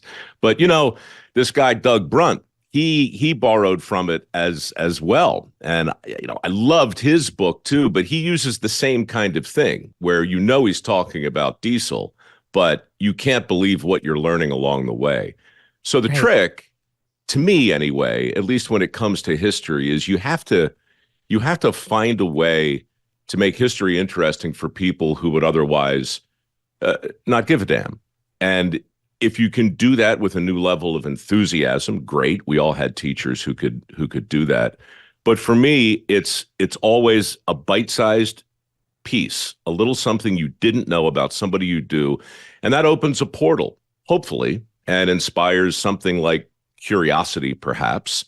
So you come into the shallow end of the pool, but there's plenty of room to go over to the deep end and take a deeper dive if you want to learn more. Right. And instead of hearing all day, every day, as we approach July 4th, about how this founding father owned slaves, you will hear about extraordinary acts of courage they performed, risks they took, notwithstanding their positions in society, not to mention the military stories that are in there. And just, you know, it's one thing to say, we're the United States of America. We're the greatest source of freedom and liberty, an example in the world. We liberated the world and saved it literally back in the 1940s and so on. These are individual stories of the people who formed the country and became icons within it for a reason, because of our shared values and what they stood and fought for. It's stirring. I actually had chills more than once in hearing the stories. We need that. This is the antidote to the anti-Americanism that we're seeing. Thank you. I mean, I'm literally blushing on satellite radio. That's so nice to hear, especially from you. Because look, for me, the thing that worries me most about the time we're living in right now is we seem to have lost our nuance. We seem to have lost our ability to hold, you know, two conflicting thoughts in our head at the same time. In this case, it's the fact that, yeah, our country was formed by imperfect men. And, yes, we are still under construction as a country and an idea. There's still work to do. There's still progress to be made. But that does not have anything or shouldn't have anything to do with our ability to celebrate the progress that we have made and to be grateful for the steps that we have taken and to be proud of how far we've come. And it just seems like you're either on one side or the other. And to see the coin with both sides, to see the men for who they were and where they failed and how they tried and how they strived and how ultimately we became better for it. It's not just a love letter to our founding fathers and famous people. It's a love letter to anybody who's ever put on the uniform to defend those ideas and risk their lives for you and me and everybody listening. And if we can't agree that basic thing is worth standing for in 2024, then I'm not really sure where we go from here. We need this. We need this now more than ever. All the stats are kind of depressing on the falling patriotism in the U.S. I'll give you some of those numbers. Gallup does a poll every year. It's depressing. It hit record lows in terms of Americans who feel patriotic and love it. Great, extremely proud of the country in 2022, and it hasn't recovered since. But we need it for people like this gal. Let's play SOT 8. I'm here enjoying a nice day at the beach with my kids. This guy. And I turn around. I got these flags planted here on the beach by these MAGA fucks. Listen, this is all America. We know you didn't storm the beaches to stake out your territory on the beach. This isn't the fucking moon. I get it. This is America. But I'm sick of my flag being represented by white nationalist trash on a goddamn beach. Go fuck yourselves. Okay, so he's not How alone. ironic, Megyn. How ironic that the very flag he's so nauseous over represents the very notions that give him the very right to run it down. Interestingly, about 100 yards from where the owners of the flag are sitting, which one might conclude would have something unflattering to say about the conspicuous absence of courage in that particular gentleman. But far be it for me to connect those dots. It's crazy because whenever we get to July 4th, I look into these stories because I just find them depressing and also important. We got to keep our eye on what's happening. This is from April 2024 in Seattle, where a dance squad was set to perform in the Emerald City Hoedown, which sounds like an all-American kind of event. So the dance squad gets together. They show up at the Hoedown. And at the Hoedown, Mike, they were told they needed to leave because they were wearing American flag shirts, which the Hoedown organizers in Seattle said might be triggering or upsetting to some in the audience. And therefore, these girls were not welcome. They had to take them off or leave. They said in particular, people might bring up Israel's war against Hamas or transgender issues. And those people might not like the American flag on the shirts. God bless the girls. They refused to do it. They did not perform. Well, because the girls wouldn't stand for that. This movie is not just about what we should stand for. It's about what we shouldn't stand for. And, you know, that's a very important distinction to make. And I think, you know, just watching that last clip and listening to that story, I had a conversation not long ago with a historian who I really admire, who told me that the Make America Great slogan, the motto, the hat, and Trump, and everything that all of that combined, it put the other side in a really difficult position because they were in this binary space and because they clearly understood that Trump was the devil. They had to take exception to and with everything he said. So suddenly, a big chunk of the country was in a position of saying, well, wait a minute. No, we're not going to make America great again. In fact, America was never great at all. And here's why. And so suddenly we started having a conversation, not between conservatives and liberals, at least not in the traditional way. We started having conversations between that which was American and that which was anti-American. And so both sides go back and forth, and the stakes are ratcheted up higher and higher and higher. And that's a hell of a thing. It's amazing to think that in our lifetime, Tip O'Neill and Ronald Reagan, who tore each other's throats out by day, arguing over policy, would go out at night and have a steak and a bottle of wine and talk to each other like Americans. I don't know what to say about that, other than with regard to the guy in that clip and the people in the story you just told. I didn't write the movie for them. I wrote the movie because of them, but not for them. This is still for people who really do believe our country needs to be better and constantly improve, but nevertheless love it. And those people seem to be in shorter supply, unfortunately. Yeah, that's what the Gallup poll shows. I'll give you the numbers. I'm sure you're familiar. This one's from June of last year. I'm sure shortly we're going to be getting the one from 24. 39% of American adults say they are extremely proud to be an American. 39%. That's basically unchanged from the all-time low of 38% in 2022. Okay, so that's not adults. That's just 39% of Americans say they're extremely proud to be so. It used to be, let's say 2003, 70% were extremely proud. So a precipitous fall there. You break it down, this is, again, June of 23, by party. 60% of Republicans, extremely proud. 33% of independents, 29% of Democrats. 29% of Democrats. So the vast majority of Democrats would not say they are extremely proud to be Americans. It was not always this way. Back to 2003, 65% of Democrats said extremely proud, 62% of independents back then, and 86% of Republicans. Even the Republicans are starting to fall now. And that too was probably, it was 2 years post 9/11, we were feeling more proud and we weren't yet in the midst of Iraq. 90% of US adults then said, I'm extremely or very proud to be American. It's just going down and down and down. And today, the lowest numbers of all are, of course, amongst the youth.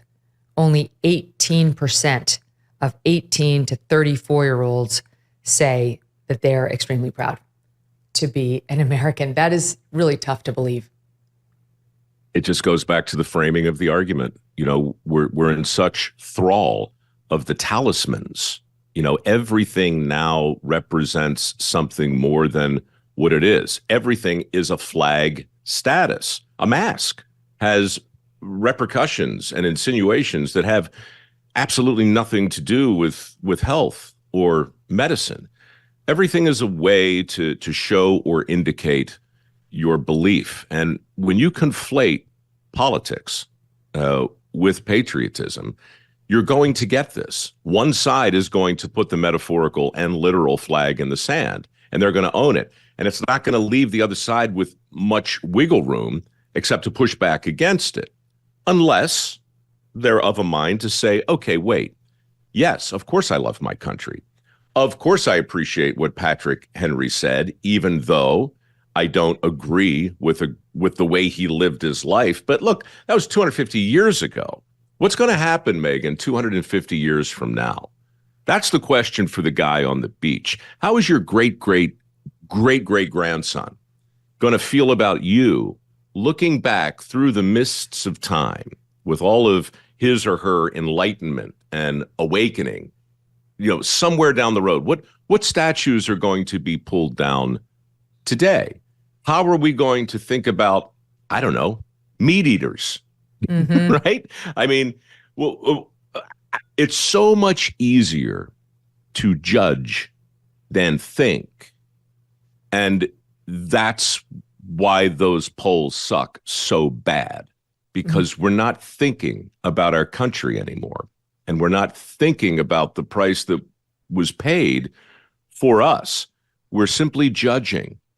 We've all been assigned a little gavel, and now we all have, our little smartphone, and we all have our connection, and we're just out in the world slapping the gavel down, passing judgment, not just on our neighbors, not just on this news network or that news network, but on men and women who have been dead for centuries.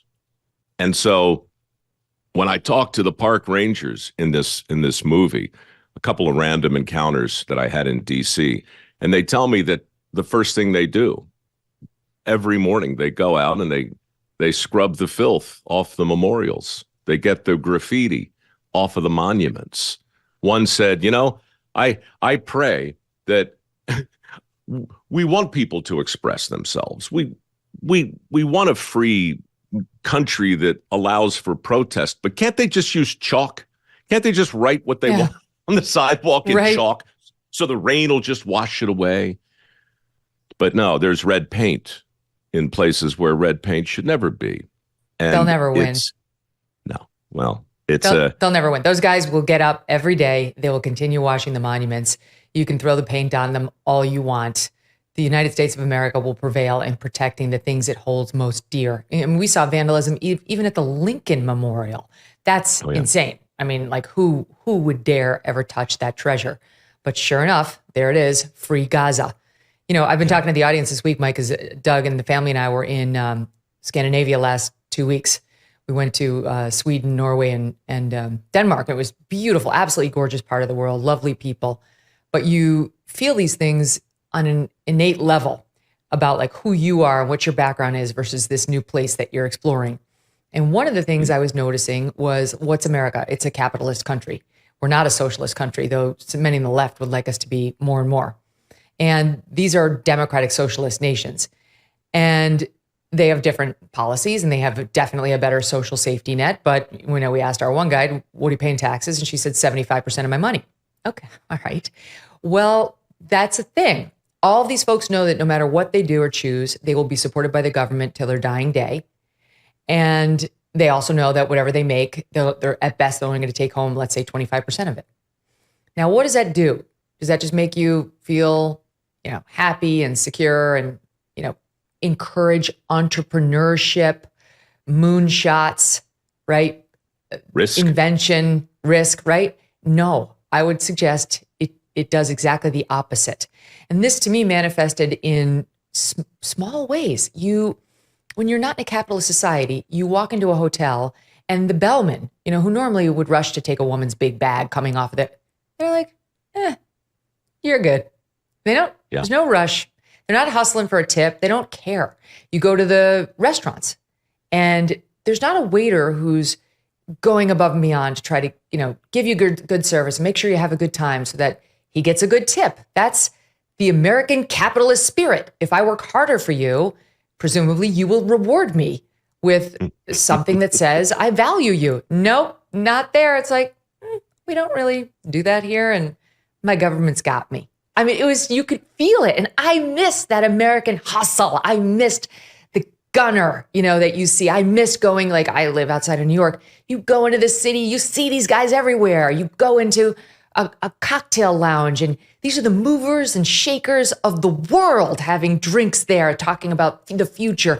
And then you go out on the street and you see the guys who are drilling the streets and with doing the dirty jobs. And they say, hey, sweetheart. And you say, hey, yo, you go, guy. And you thank the cops for their service. And they got the New York accent. I missed all of it. I couldn't see life at a 6.5. You know what I mean? Yeah. I much rather live in a place where there are ones and tens. Well, you round the edges off of a thing, and everything is smooth and careful and all terribly polite. It's really, I think the only 4-letter word that really matters in this conversation is risk, and the willingness to accept it, and society's decision to either reward it, encourage it, or punish it and discourage it. We're coming out of a 3-year period, Megyn, right now, I think, where risk in all of its forms has been mitigated. We've attempted to erase it, eliminate it.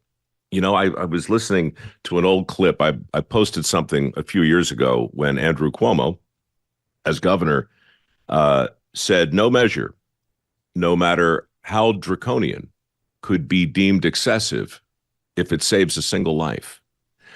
And, you know, you think about what would really happen to a society that actually believed that.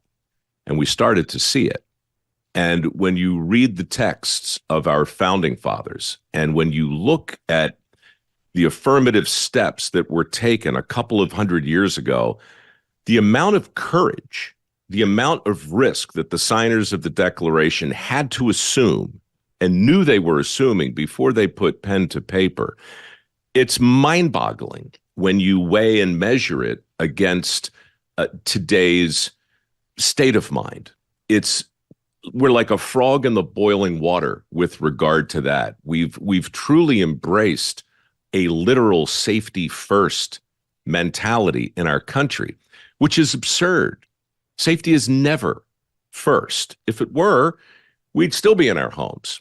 If it were the speed limit, Cuomo could have dropped the speed limit to 5 miles an hour, made rubber cars and made all motorists wear a helmet and eliminated left turns.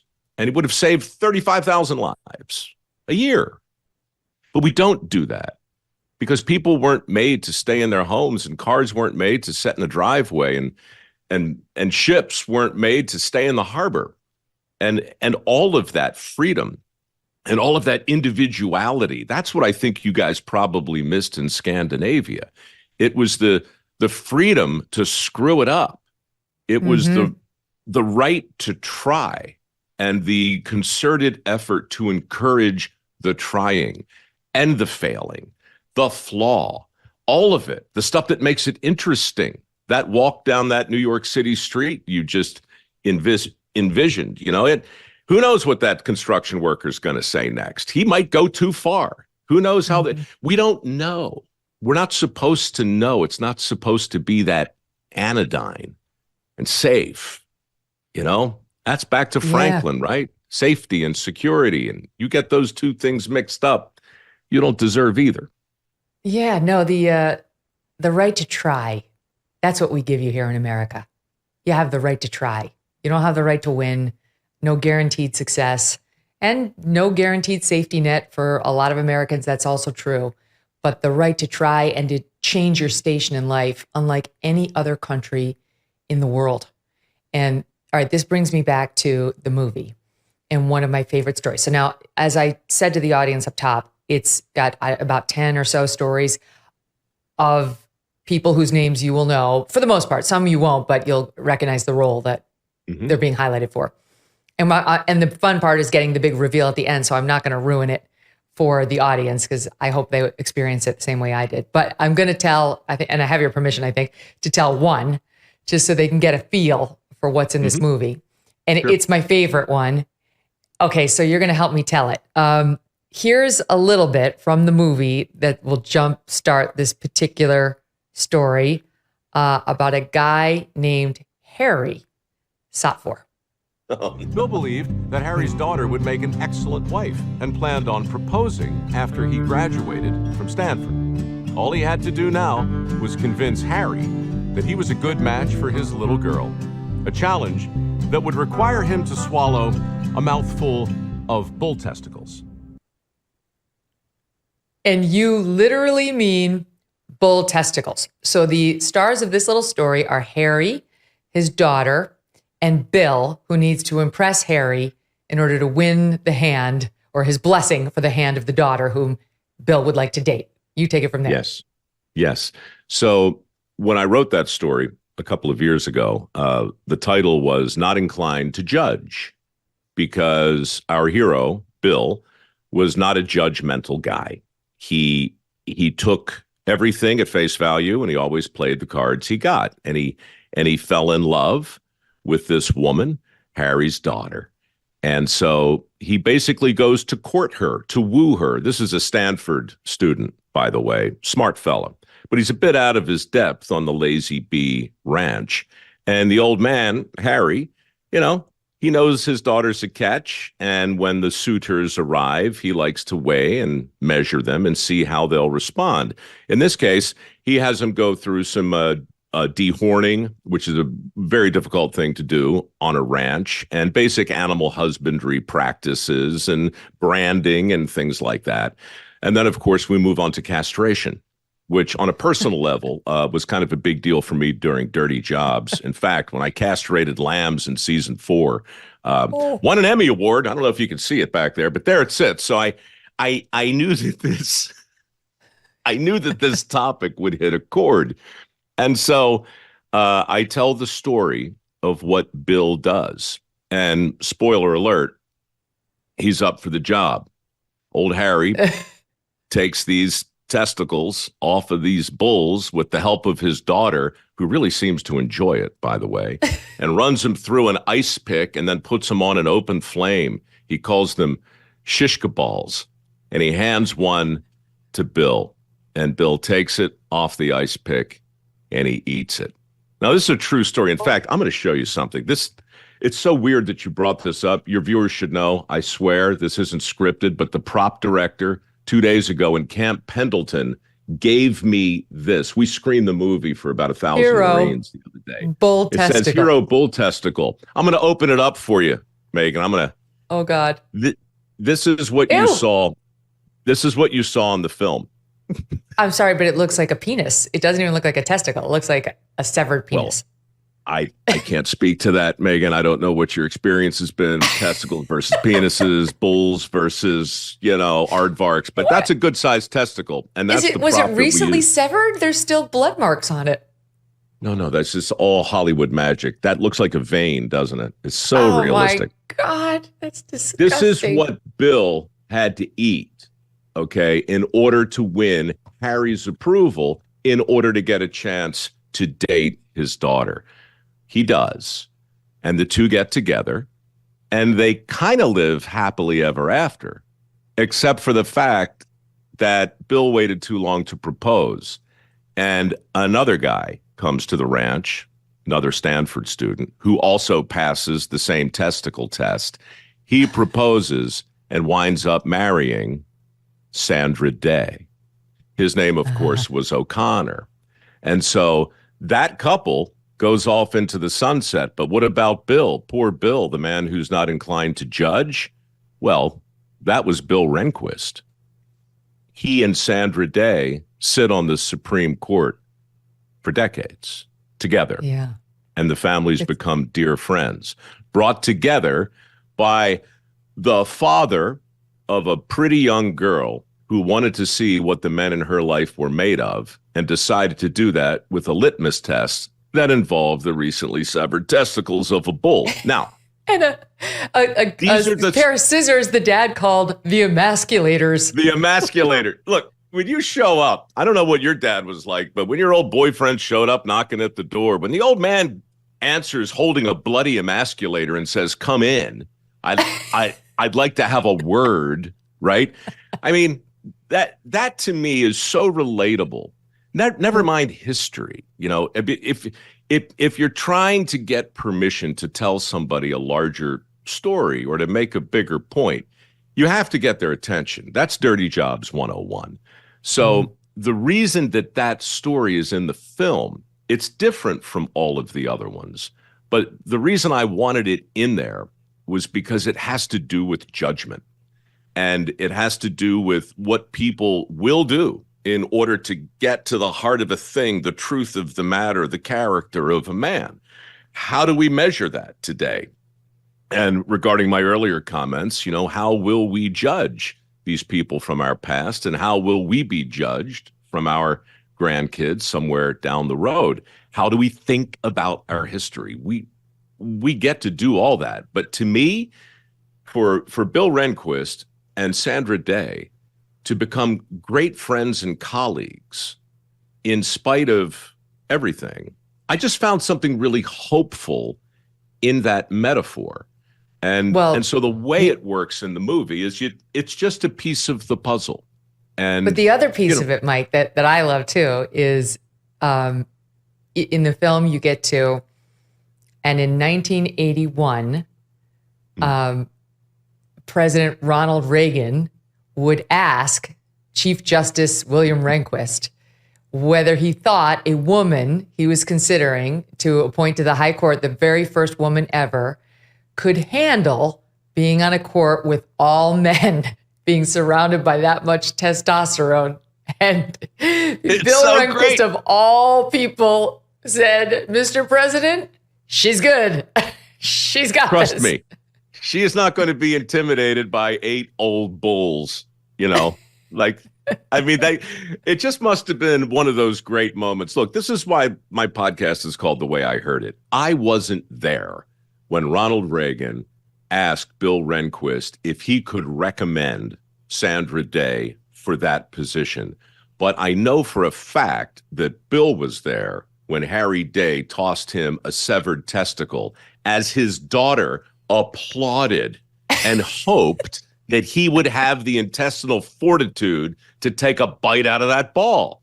Well, he did. And in my mind, as a fake cinematographer and an erstwhile writer, I want to see that scene. I want that moment because I can see it in my mind's eye. So to suddenly have permission to cast Ronald Reagan and William Rehnquist and create that little moment in history that nobody ever writes about, I found that story buried in a footnote in a biography on Sandra Day's life. And to be able to make that a centerpiece of a story, that's a fun way to turn history on its head.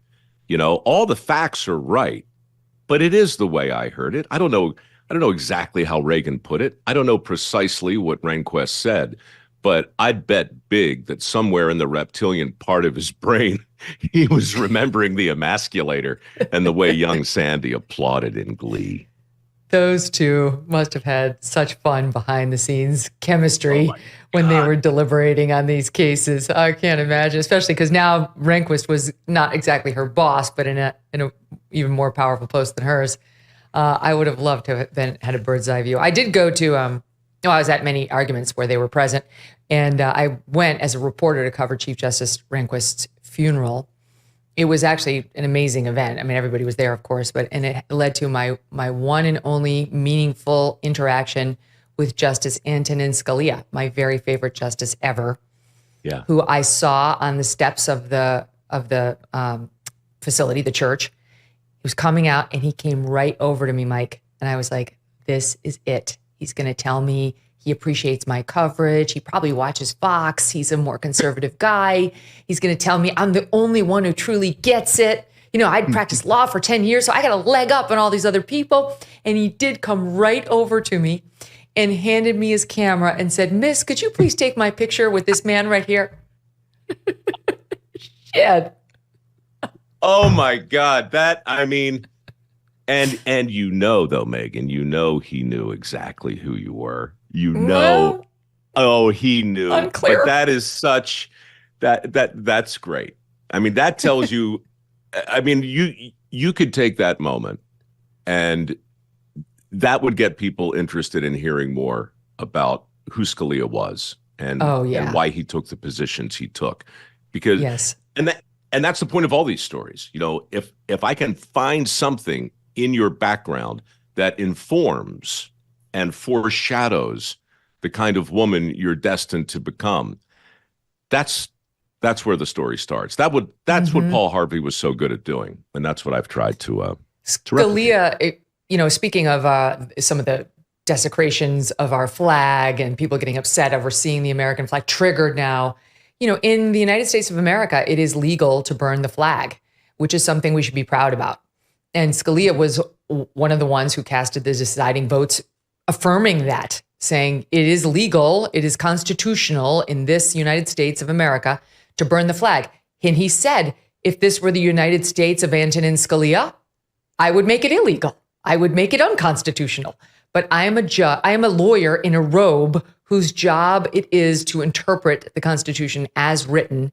And as written, we have this very precious thing called the First Amendment that gives you a right, a freedom of expression that's written right there. And it's really unambiguous. And the reason it's so important to let people burn the flag is because the right to do it is more important than their objection, to seeing somebody do it. It's funny, though, isn't it, how that logic doesn't quite transfer to, say, the Nazi flag or maybe, I don't know, pick your favorite flag today. I mean, maybe it's the pride flag. Do we feel as magnanimous about that guy on the beach you showed me 20 minutes ago? If those flags waving in the breeze behind them were the rainbow flags, would he still be spewing the same kind of thing? And how would we feel about it? You know, how do we feel about a person who protests today behind a bandana or a mask? Are we generous with them? It feels like we kind of are, but isn't it interesting? Like, what's the difference between a Klansman who wants to go out there and set something on fire and a protester today who wants to go out there and set something on fire, if both of these people are primarily concerned with covering their face? So, yeah, I'm with Scalia. If I were wearing the robe, my first duty of care is to the Constitution. But it's incumbent on him to share his personal feelings too, because he's an individual and a human. Yeah, that's right. And that I object. I don't like it. I don't want you to do it, but I'm not going to say you don't have that right, especially Megyn, as a Supreme Court justice. I mean, this is turning into an X-rated show, people. YouTube's going to ban this. I object to this prosthetic testicle. I'd rather not eat it, but I will. Because there's something greater at stake. Do with that very metaphor ballsy. what you will. Stand by. Quick break. More with Mike Rowe. You've got to check it out. The movie is Something to Stand For. You're going to see it in movie theaters. He's making it easy on you. And it starts tomorrow, only for a limited run. This is not going to be out in the theaters for that long. He's just trying to get people to think about this country. Something to Stand For. Back in a moment. This July 4th, as we celebrate the birth of our nation, it is important to reflect on the freedoms our forefathers fought for. But today, those freedoms are under attack. Look no further than the treatment of President Donald Trump and the lawfare we're seeing this year. That's why now more than ever, we need organizations that are fighting back.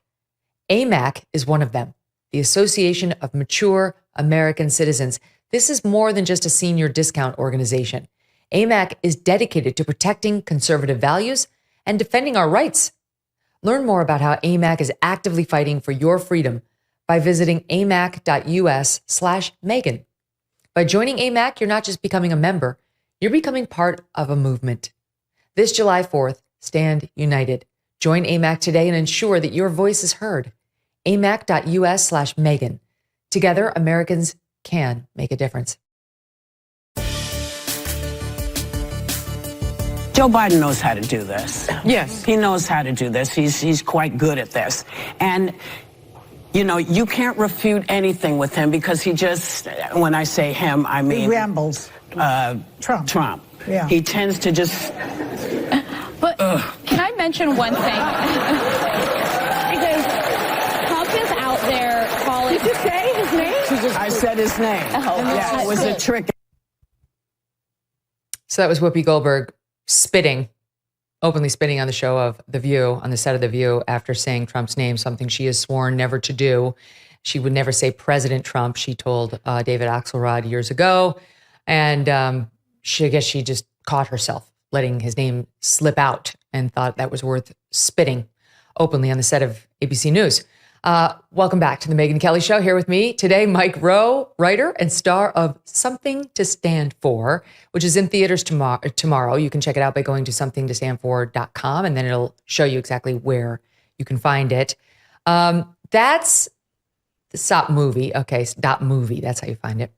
That's the state of America today, where we no longer have the Walter Cronkites of the world, but we have openly spitting when the name of the former president comes out of your mouth on the set. So there's been a slippage in terms of courtesy and behavior and standards. I think we can agree on that. Thoughts, if any, on that, Mike, and also on whether you're going to be watching what could be the only presidential debate of this entire election season on Thursday night. They say there's going to be two. We'll see. There's definitely going to be at least this one. I'm not sure there's going to be the one. I think the whole situation is fluid, as they say. But sure, I'll watch. I might even make popcorn. I mean, what else can you do? But bear witness. And there's a lot to watch. You know, I don't quite know yet what to think of the reports I've read about the president hunkered down in an airplane hangar with 16 people coaching and prepping and preparing for a moment. Well, 90 moments, right? It's a 90-minute debate. I don't know, again, when I think about the people in this movie, when I think about our founding fathers and how they would prepare and how people spoke back then, and just the sheer poetry of so many of these people, their mastery of the language, their control of rhetoric, their ability to make a case on the fly, to make a point, to be understood. That stuff, I don't know where that went. I mean, hell, our ability to write a letter, Megyn, if you go back and read the letters from soldiers during the Revolution or the Civil War, even in the First World War, we had such a better control of, even common people had a seemingly more facile control and understanding of how to be understood. It's just, this thing has been reduced on all sides, especially on the media side, to a kind of kabuki.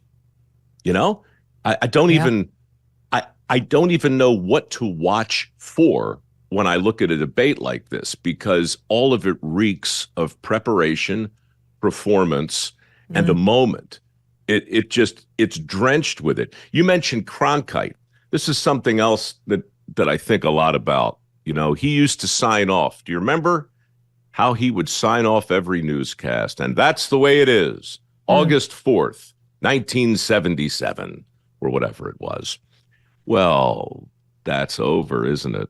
Nobody can look in the lens now and tell you the way it is. I mean, they try, but you can almost hear the masses giggling from sea to shining sea. What do you mean that's the way it is? Who are you to tell me that's the way it is? What do you know? We don't trust anybody in front of the camera anywhere close to the degree that we used to trust Uncle Walter. And that's because we don't trust, nor should we. Right? We should be skeptical first and foremost. But the reason we need to be more skeptical today than we've ever been in the history of bipeds is because our media has never been less skeptical. We need people who are willing to hold the elected officials' feet to the fire, regardless of your personal feelings. We need more people like Scalia, who, to your earlier point, would not do a thing, but would enforce the law. And our media is just not doing their job. And so it's incumbent on the rest of us to embrace this heightened level of skepticism, which means that Walter Cronkite is not only dead and gone, but any attempt to say, trust me, is over. This is impacting every single thing in our world, Megyn, from paid spokespeople like me from time to time, to journalists, to politicians. I would suggest to you that anyone who stares into the lens of the camera and speaks with great earnestness about a thing and then concludes with something along the lines of "take my word for it" is about the most unconvincing, unpersuasive. That's not for sale anymore. In my view, the way to be persuasive today is to say, don't take my word for it. I actually wasn't there, but this is what I read, and this is what I think, and this is what I believe, and that's why. Whether it's a product that you use or a fact that you're reporting or a headline you're calling into question, we've entered into a place where people are now so skeptical and so dubious, and in many cases so cynical, that I honestly don't think there's any upside in being persuasive by trying to be persuasive. So that's a long way of saying, I can't wait to see what happens in this debate, because I don't know how either of these two men are going to fundamentally overcome the deep suspicion held so close by so many viewers who are watching. We smell a fake. We can smell it.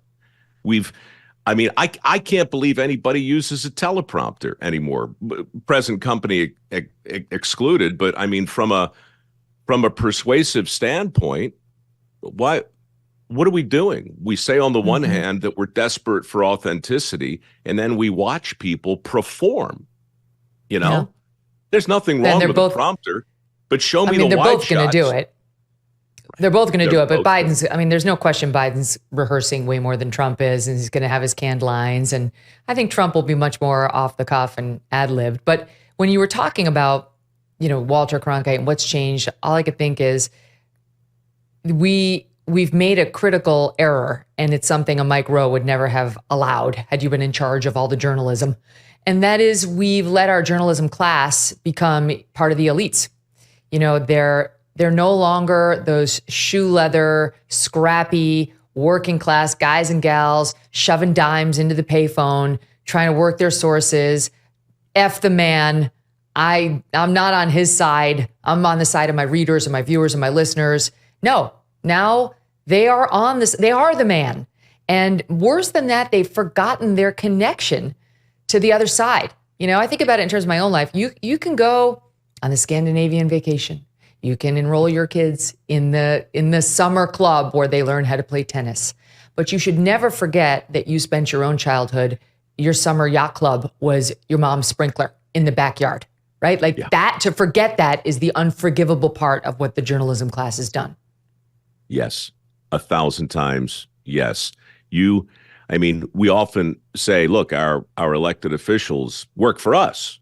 Well, of course they do. But they have a duty of care to groups. They have a duty of care to their own party. They have all sorts of other things, all kinds of chronologies and hierarchies that make that platitude not terribly plausible. Journalists don't.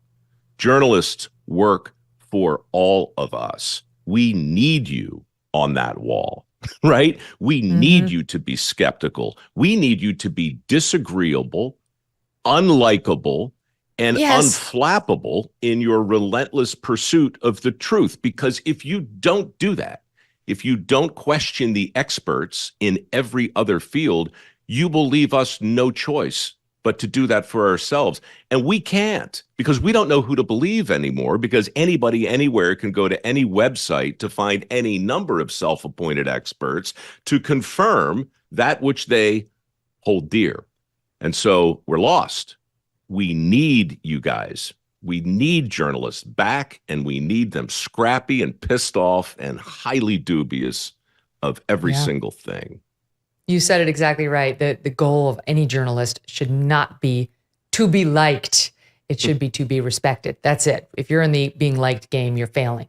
Mike Rowe, both likable and respectable, the very rare combination, with the movie Something to Stand For. Go and see what theaters you can watch it in at somethingtostandfor.movie. Great to see you, my friend.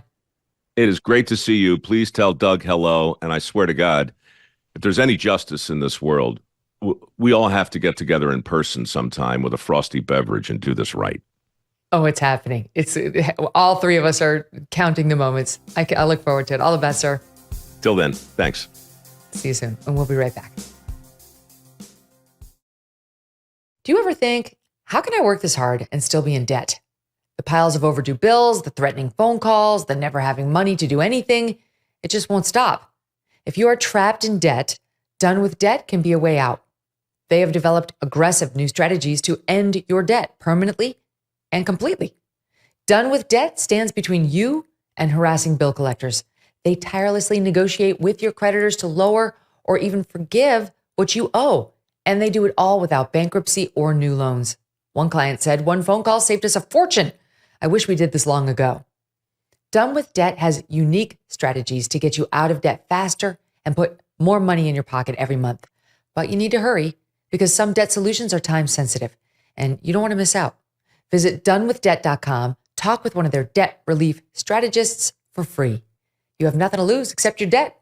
Go to donewithdebt.com. That's donewithdebt.com. Grand Canyon University, a private Christian university in beautiful Phoenix, Arizona, believes in equal opportunity and that the American dream starts with purpose. Change the world for good by putting others before yourself. Whether your pursuit involves a bachelor's, master's, or doctoral degree, GCU's online, on-campus, and hybrid learning environments are designed to help you achieve your unique academic, personal, and professional goals. With over 330 academic programs as of September, GCU meets you where you are and provides a path to help you fulfill your dreams. The pursuit to serve others is yours. Let it flourish. Find your purpose at Grand Canyon University. Private, Christian, affordable. Visit gcu.edu. Hillary Clinton is out with a new op-ed in the New York Times, giving President Biden tips on how to handle Donald Trump during the debate tomorrow night. Surprisingly, one of her tips was not to get the questions ahead of time from the DNC. That is so helpful. Donna Brazile did me a solid. That's really what her op-ed should have said. Plus, why is Jennifer Lopez suddenly trying to pretend she's not mega rich, flying economy, and obviously leaking a picture of herself to TMZ? There are so many stories to get to with our friend, Daily Mail columnist Maureen Callahan. I want to tell you right now, Maureen is also out with a must-read new book. This is the must-read book of the summer. It's called Ask Not: The Kennedys and the Women They Destroyed. You will fly through this thing. There's so many interesting new nuggets on this bizarre family. Trust me, you're going to want to read it and you're going to want to buy it for everyone you know. She's giving us the first exclusive interview on it ahead of the book's release next week. Maureen, welcome back to the show. Megyn, thank you so much for having me. And thank you so much for supporting this book. As I've said before, your opinion means so much to me. And giving my book your stamp of approval is just, you're the best. You're the best. Oh my gosh. Thank you so much. I enjoyed every page. And some of these topics and cases that you go into, I have studied pretty extensively. I learned so many new facts, even on the things I thought I knew well. It left me feeling I never want to really do a story again without having Maureen research it. She just gets things nobody else gets. So anyway, we'll get into all of it. Let's tick through a couple of the news headlines because I always love getting your take on what's in the headlines. But then I really want to spend all of our time on your book because it's just so good. Let's start with politics, okay? First of all, we showed our audience this clip the other day. Let's just remind them. SOT 22 of AOC going into the Bronx, acting like Cardi B, like, yeah, yo, screaming, trying to get people riled up for what? To vote for Jamal Bowman, fellow member of the squad, who went down in flames last night. So let's remind them what AOC looked like rallying for him.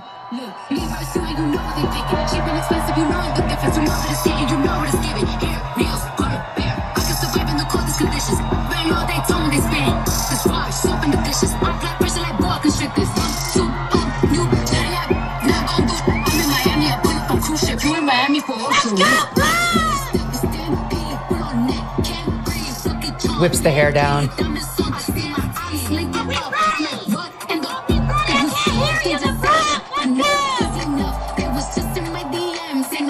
Are you ready to fight? Are you ready to take this borough back? Are you ready to win our state back? Are you ready to win this country back? Well, apparently not, Maureen, because Jamal Bowman, the I didn't really pull the fire alarm congressman, was booted out very easily by his Democratic challenger for this role. And they were not ready to fight on behalf of anything AOC was selling, as it turns out, in the Bronx. What do you make of it? Or take anything back. I mean, what a ridiculous and embarrassing display. This woman is positioning herself as a future elder stateswoman of the far left, So what does she do? She gets up and she cosplays as Cardi B, singing along to lyrics, calling women bitches and hoes in support of a guy who is a rape denier, who said that what Hamas did on the 7th was an out and out lie, that there was no such thing as mass rapes or killings of women and babies. This is, I mean, you have to marvel as ever at the lack of self-awareness. It's amazing to me. Jamal Bowman then getting up in his like sleeveless muscle shirt, slamming this stool around and, you know, yelling all manner of things about taking things back and blah, blah, blah. And you contrast that with his appearance in Westchester in like a suit and a tie and being all decorous, you know, as a would-be. It's just, it's remarkable. It's a great kickoff to the summer. There it is. Yes, well said. I agree with that. So Jabal Bowman in the final stretch before he knew he was going to lose, played the race card, came out and said during his final debate, "I'm an outspoken black man," and said his challenger's supporters don't want that because it challenges their power. Right. When in doubt, just play the black card. It didn't work. And even now in defeat where he didn't concede, he came out and played the victim. Listen. We should be outraged when a super PAC of dark money can spend $20 million to brainwash people into believing something that isn't true. Unfortunately, some so-called Democrats are aligning themselves with radical, racist, right-wing Republicans. We should be outraged about that. You see, that's why he lost to Democrat George Latimer 58.4 to 41.6, because those dumbass, misinformed Democrats aligned with racist Republicans, Maureen. Well, Megyn, I think you really have a hard time playing that card in a post-Obama America. I think if you're going to call that segment of the electorate racists, I think you then have to turn to Hillary Clinton, who endorsed Latimer. And lastly, I think the loss lays at your feet when, as at that rally, you take the stage full of vim and vigor and you yell things like, "We gonna show them who the fuck we are." Well, you did, and you lost. Right. Noted. And we are moving on. Okay, back to, speaking of Hillary, her op-ed, which is really pretty spectacular in the New York Times. First of all, my team just showed me this. Have you seen the cover for her new book? It's something lost, something gained. Gained is with a Freudian slip. And I like the amount of retouching on this face I haven't seen since, Joan Rivers had her 15th surgery. God love Joan. I don't know what she's trying to be with this soft focus. My executive producer, Steve Krakauer, is like, she looks nothing like herself. I said, well, why are you saying that? Like she's Cindy Crawford. That's a good thing in the case of Hillary Clinton. We shouldn't be upset. Sorry, personal insult, but yeah. My mind, though, like the air toucher, the retoucher deserves a huge raise. This is a much more soft, welcoming, friendly, I suppose, Hillary. Although again, to self-awareness, something lost, huh? I wonder what that was.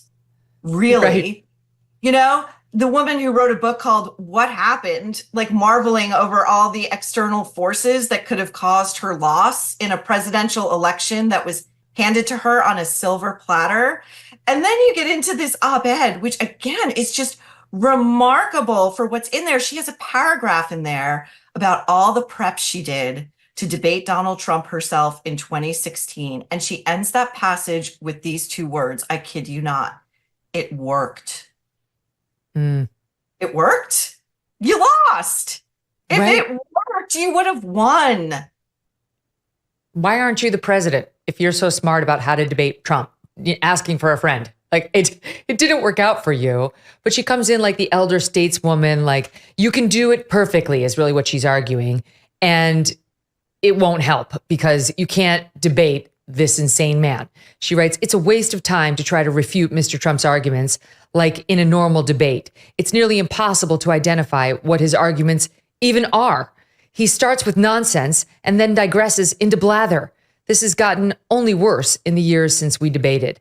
So these are just insults, right? It's like, actually what he did was he got out there and said you'd be in jail if he were in charge. And people loved the challenge of power of somebody who'd been considered untouchable.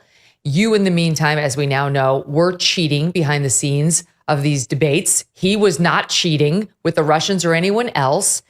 And he was raising issues that really mattered to working class and middle America, whom she totally ignored. None of that's in the op-ed. None of it's in the op-ed. By the way, she also has a line in which she refers to Biden. She calls him this, the most empathetic president we've ever had. Oh my God. I cannot repeat this enough. Ashley Biden's diary. Was I molested? I think so. Showers with my dad. Probably not appropriate. Let's talk about the debate tomorrow night. Let's talk about which moderators are going to go all in on Donald Trump. And I guarantee you the opening question is going to be, Mr. Trump, President Trump, rather, you are now a convicted felon. How is it that you can tell the American people you possess the character for the highest office in the land? Do we think a single one of those people is not only going to raise Ashley Biden's diary, verified by Ashley herself in court filings?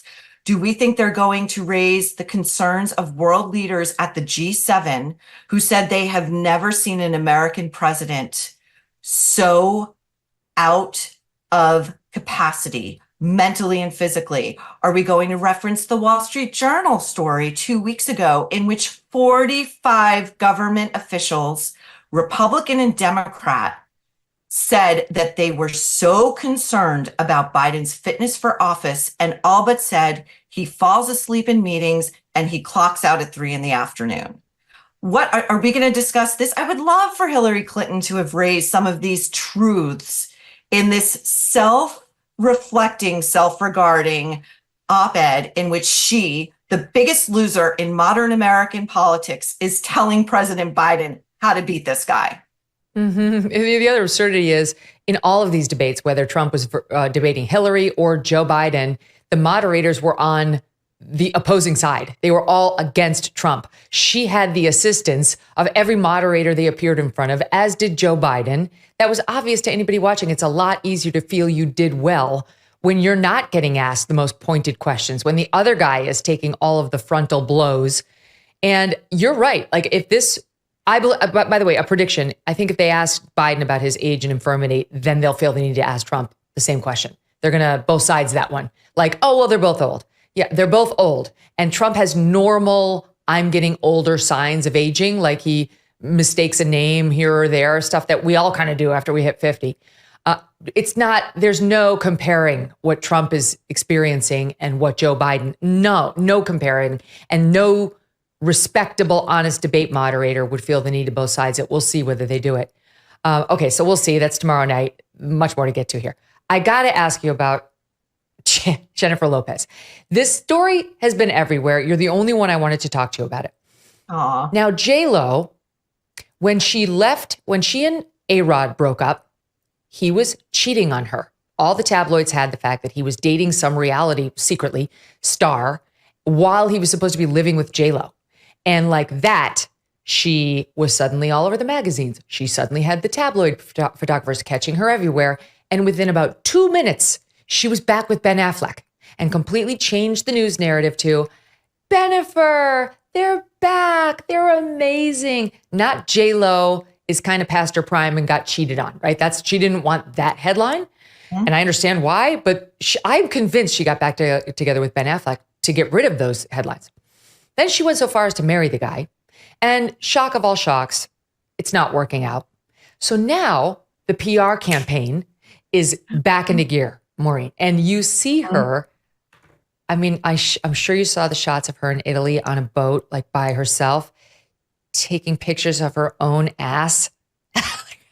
I saw those pictures, Megyn, and I was like, this woman is maybe 13 years old emotionally.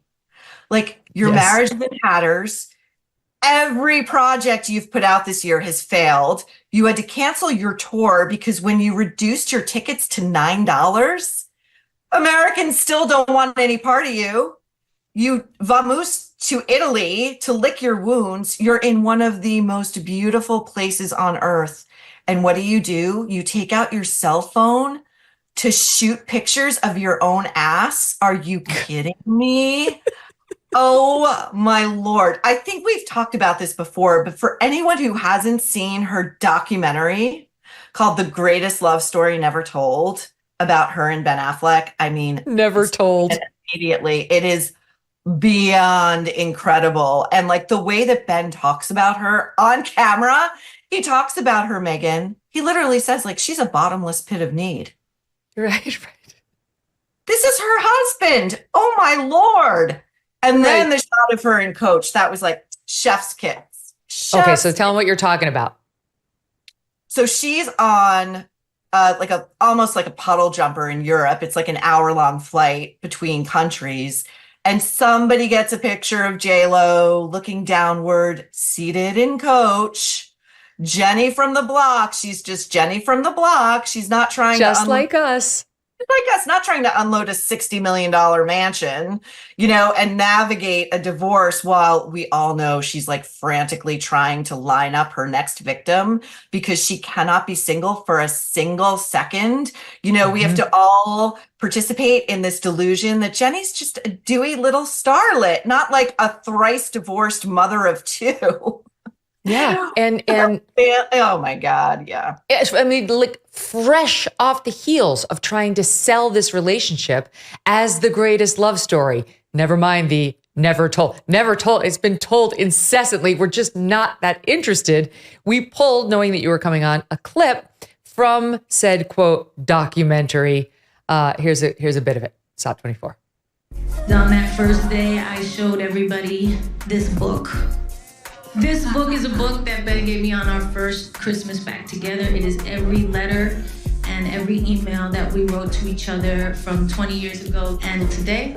It became like our Bible, and we just left it there in the studio, and people would thumb through it. They're like, can we look at it?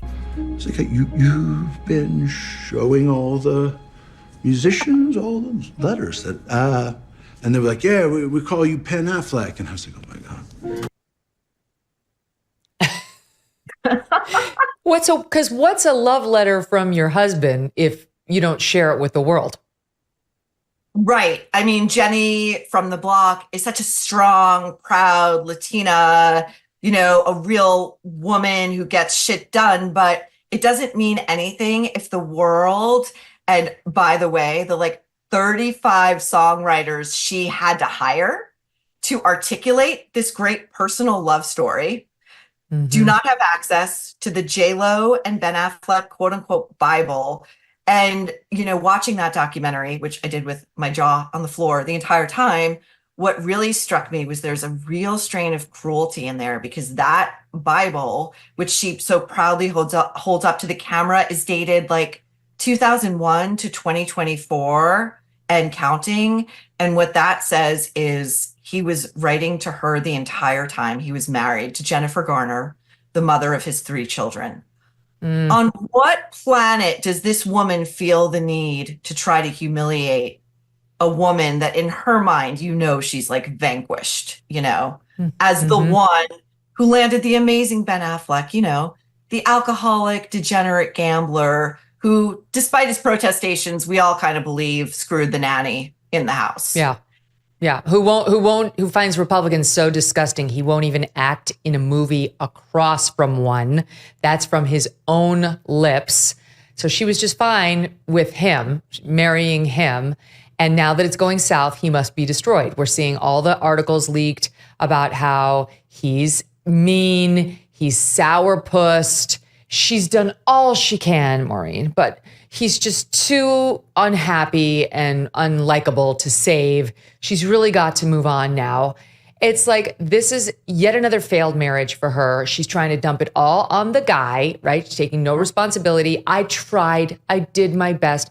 I lied to everybody about the greatest relationship. What more can a girl do? I guess it's back to my ass. I'm sorry. I have zero respect for this person, and I see what she's doing with the tabloid press. And America's too smart to fall for this. She's failing. She's failing in all of her professional lanes. The only way she's not failing is she's got a huge social media following. So she's reinventing herself as a Kardashian. Yeah, she is. But, you know, I think part of the factor here is that the American people, like, we just don't like her. We don't like her. We know she's a big phony. We know all the stories about her. Like, the one thing you can say about Ben Affleck is, like, reportedly he is a great tipper, and wherever he goes, he will lay down like hundreds or thousands, and she snatches those tips back out of the hands of working people. Jenny from the block. Oh, yeah. She takes the tips? Oh, yes. Oh, yeah. Well, how do we know this? She's well known in Vegas for doing this. Oh, it's all over the place. You just, you know, Megyn, really, you've got bigger things to worry about. Like the likes of me, I control like corners of the internet for these little breadcrumbs that I just adore, really. But it says everything. Like this woman who's worth, you know, more than he is. She's worth like $450 million. Yeah, so easily. Flying coach, that's bullshit. But pulling tips out of the hands of working people in like the hospitality industry, one of the hardest industries to work in, you are lower than low. So we don't like her. Also, another nice little nugget for Jenny's annus horribilis. Sephora is discontinuing her cosmetics line. Great. Great. She will be reduced to a reality show. I think you're right. She's going to go the route of the Kardashians, try to make herself relatable. No one wants to hear it.